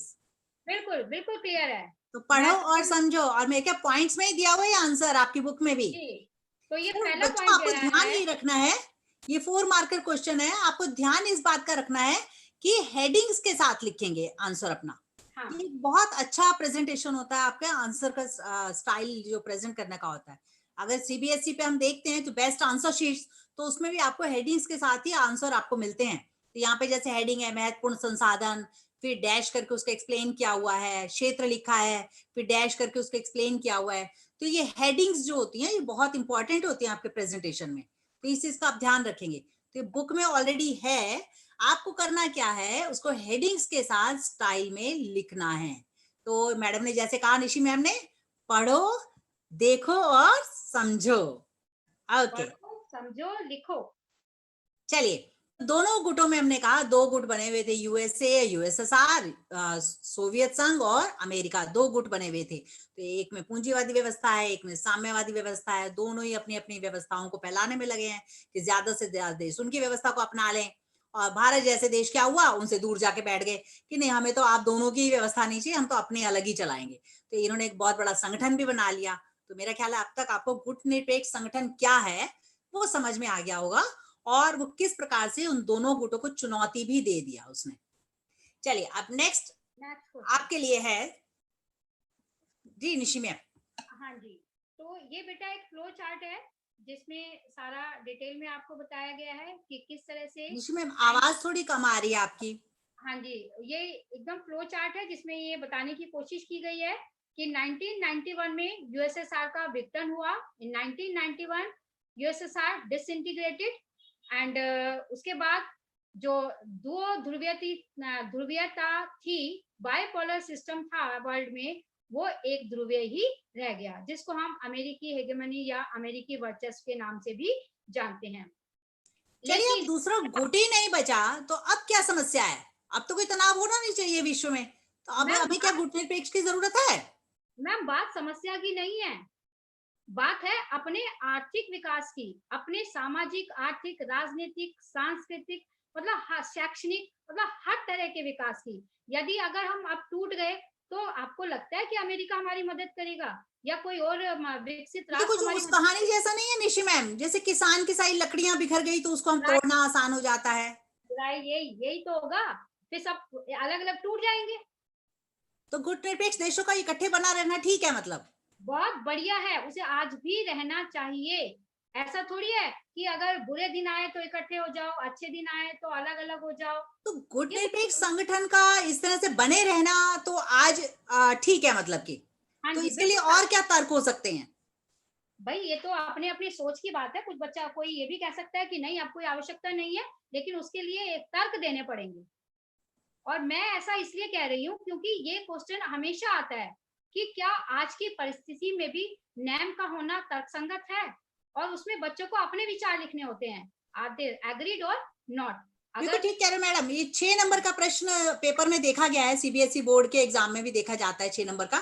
तो ये 6 नंबर का क्वेश्चन अगर आता है तो 6 पॉइंट्स तो कम से कम देने होंगे इसके जवाब में।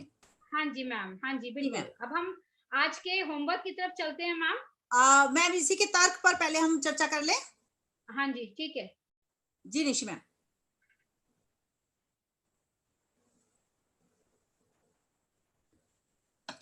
तो नाम, वर्तमान परिदृश्य में नाम की प्रासंगिकता क्या है, आजकल इसकी जरूरत क्या है? प्रसंग इसका मतलब कि आजकल इसकी चर्चा की जरूरत क्यों है, आजकल इसके बने रहने की जरूरत क्यों है? What is the relevance of name in this present scenario?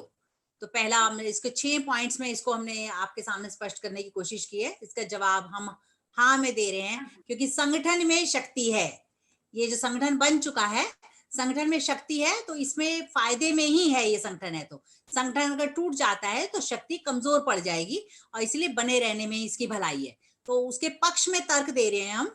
पहला हमने कहा सामूहिक शक्ति है, ये एक अंतरराष्ट्रीय संगठन के रूप में स्थापित है और अंतरराष्ट्रीय मंच पर अपनी बात कह सकता है। जी ma'am, collective power, internationally collective powers is more powerful than different individually isolation. India is a somewhat a bigger country. There are other small, very small countries which are the members of NAM. Yes. Non-aligned movement group के members हैं छोटी countries. ऐसे छोटे देशों को बहुत फायदा होता है गुटों में शामिल होने का।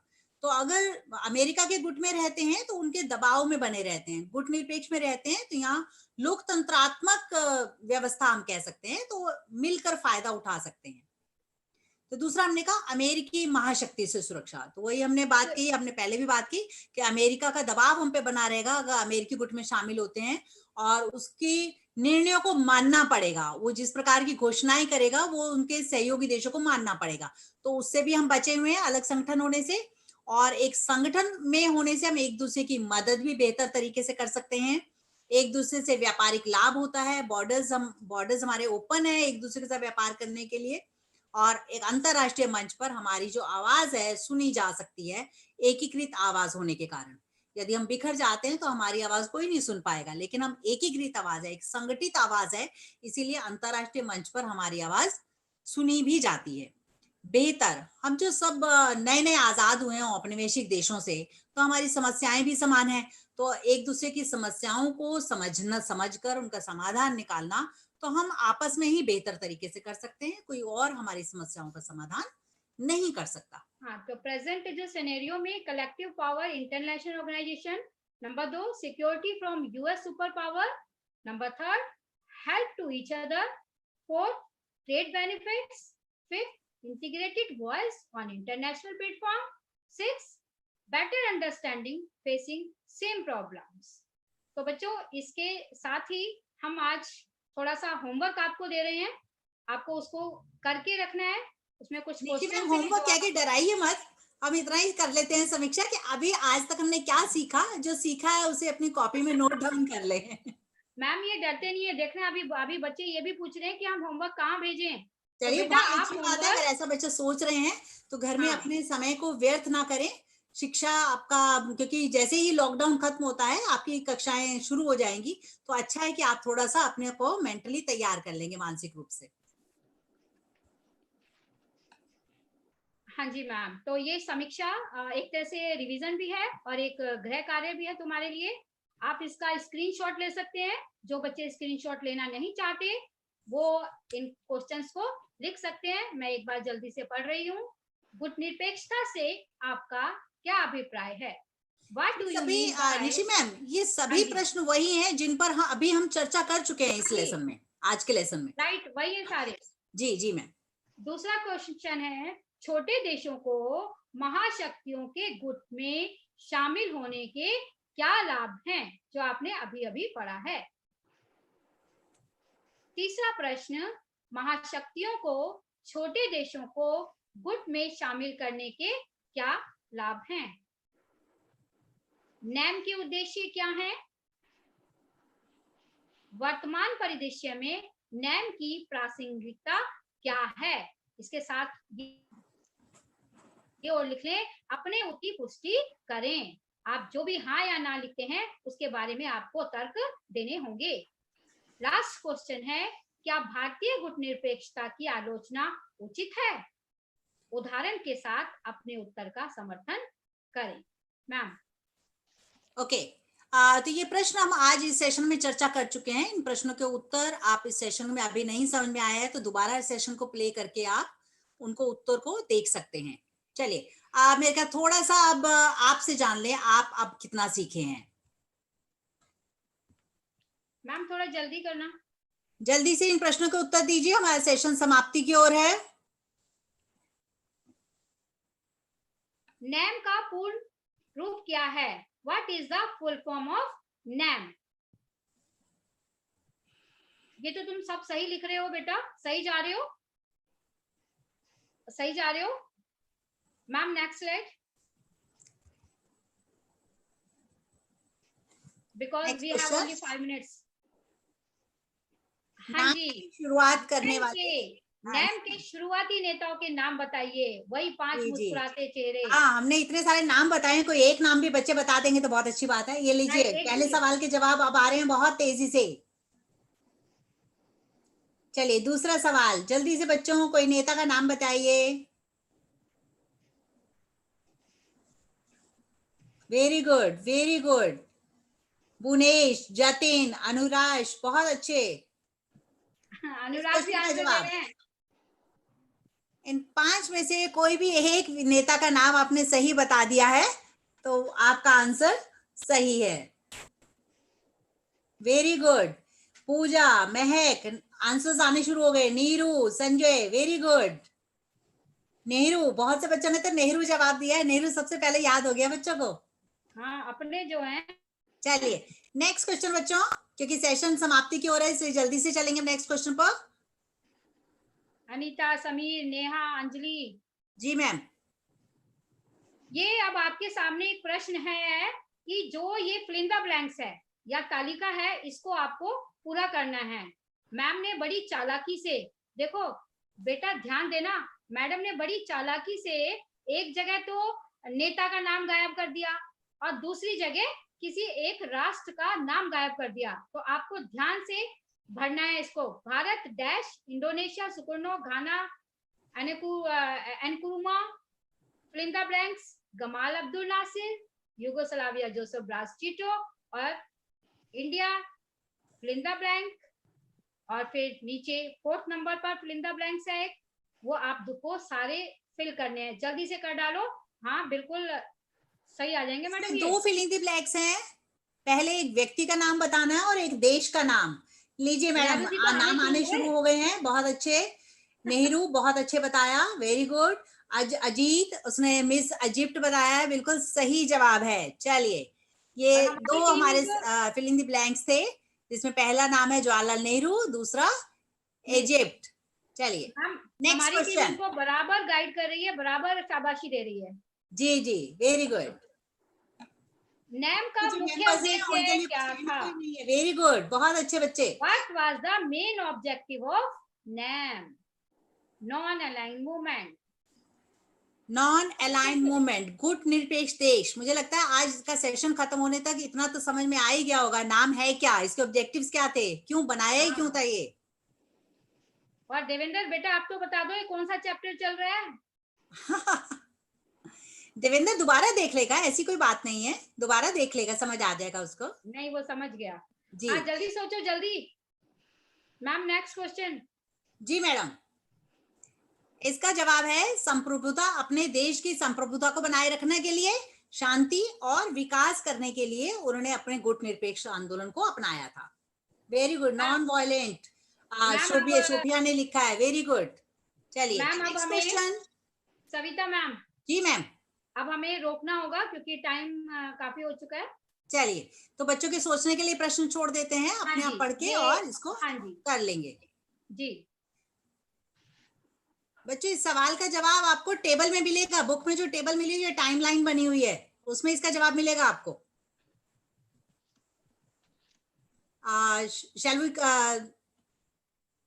Close the session? हाँ, यस मैम। Yes ma'am. और बेटा इसी के साथ ये आज आपका आखिरी प्रश्न, मैं और सविता मैम आपसे विदा लेते हैं और आपको बहुत बहुत थैंक्स, बहुत बहुत धन्यवाद हमारे सभी बच्चों को, हमारे सभी उन टीचर्स को जिन्होंने हमारा ये सेशन देखा और हमें सजेशंस भी दे सकते हैं। और साथ ही साथ हम बहुत आभारी हैं अपनी पूरी टीम के, डायरेक्टरेट के और अपनी टेक्निकल टीम के, जो हमारे फीडबैक, क्लास कैसा था पूछिए। Okay okay, thank you. Class कैसा था पूछिए। Okay, bye everybody. Thank you all of you for your support.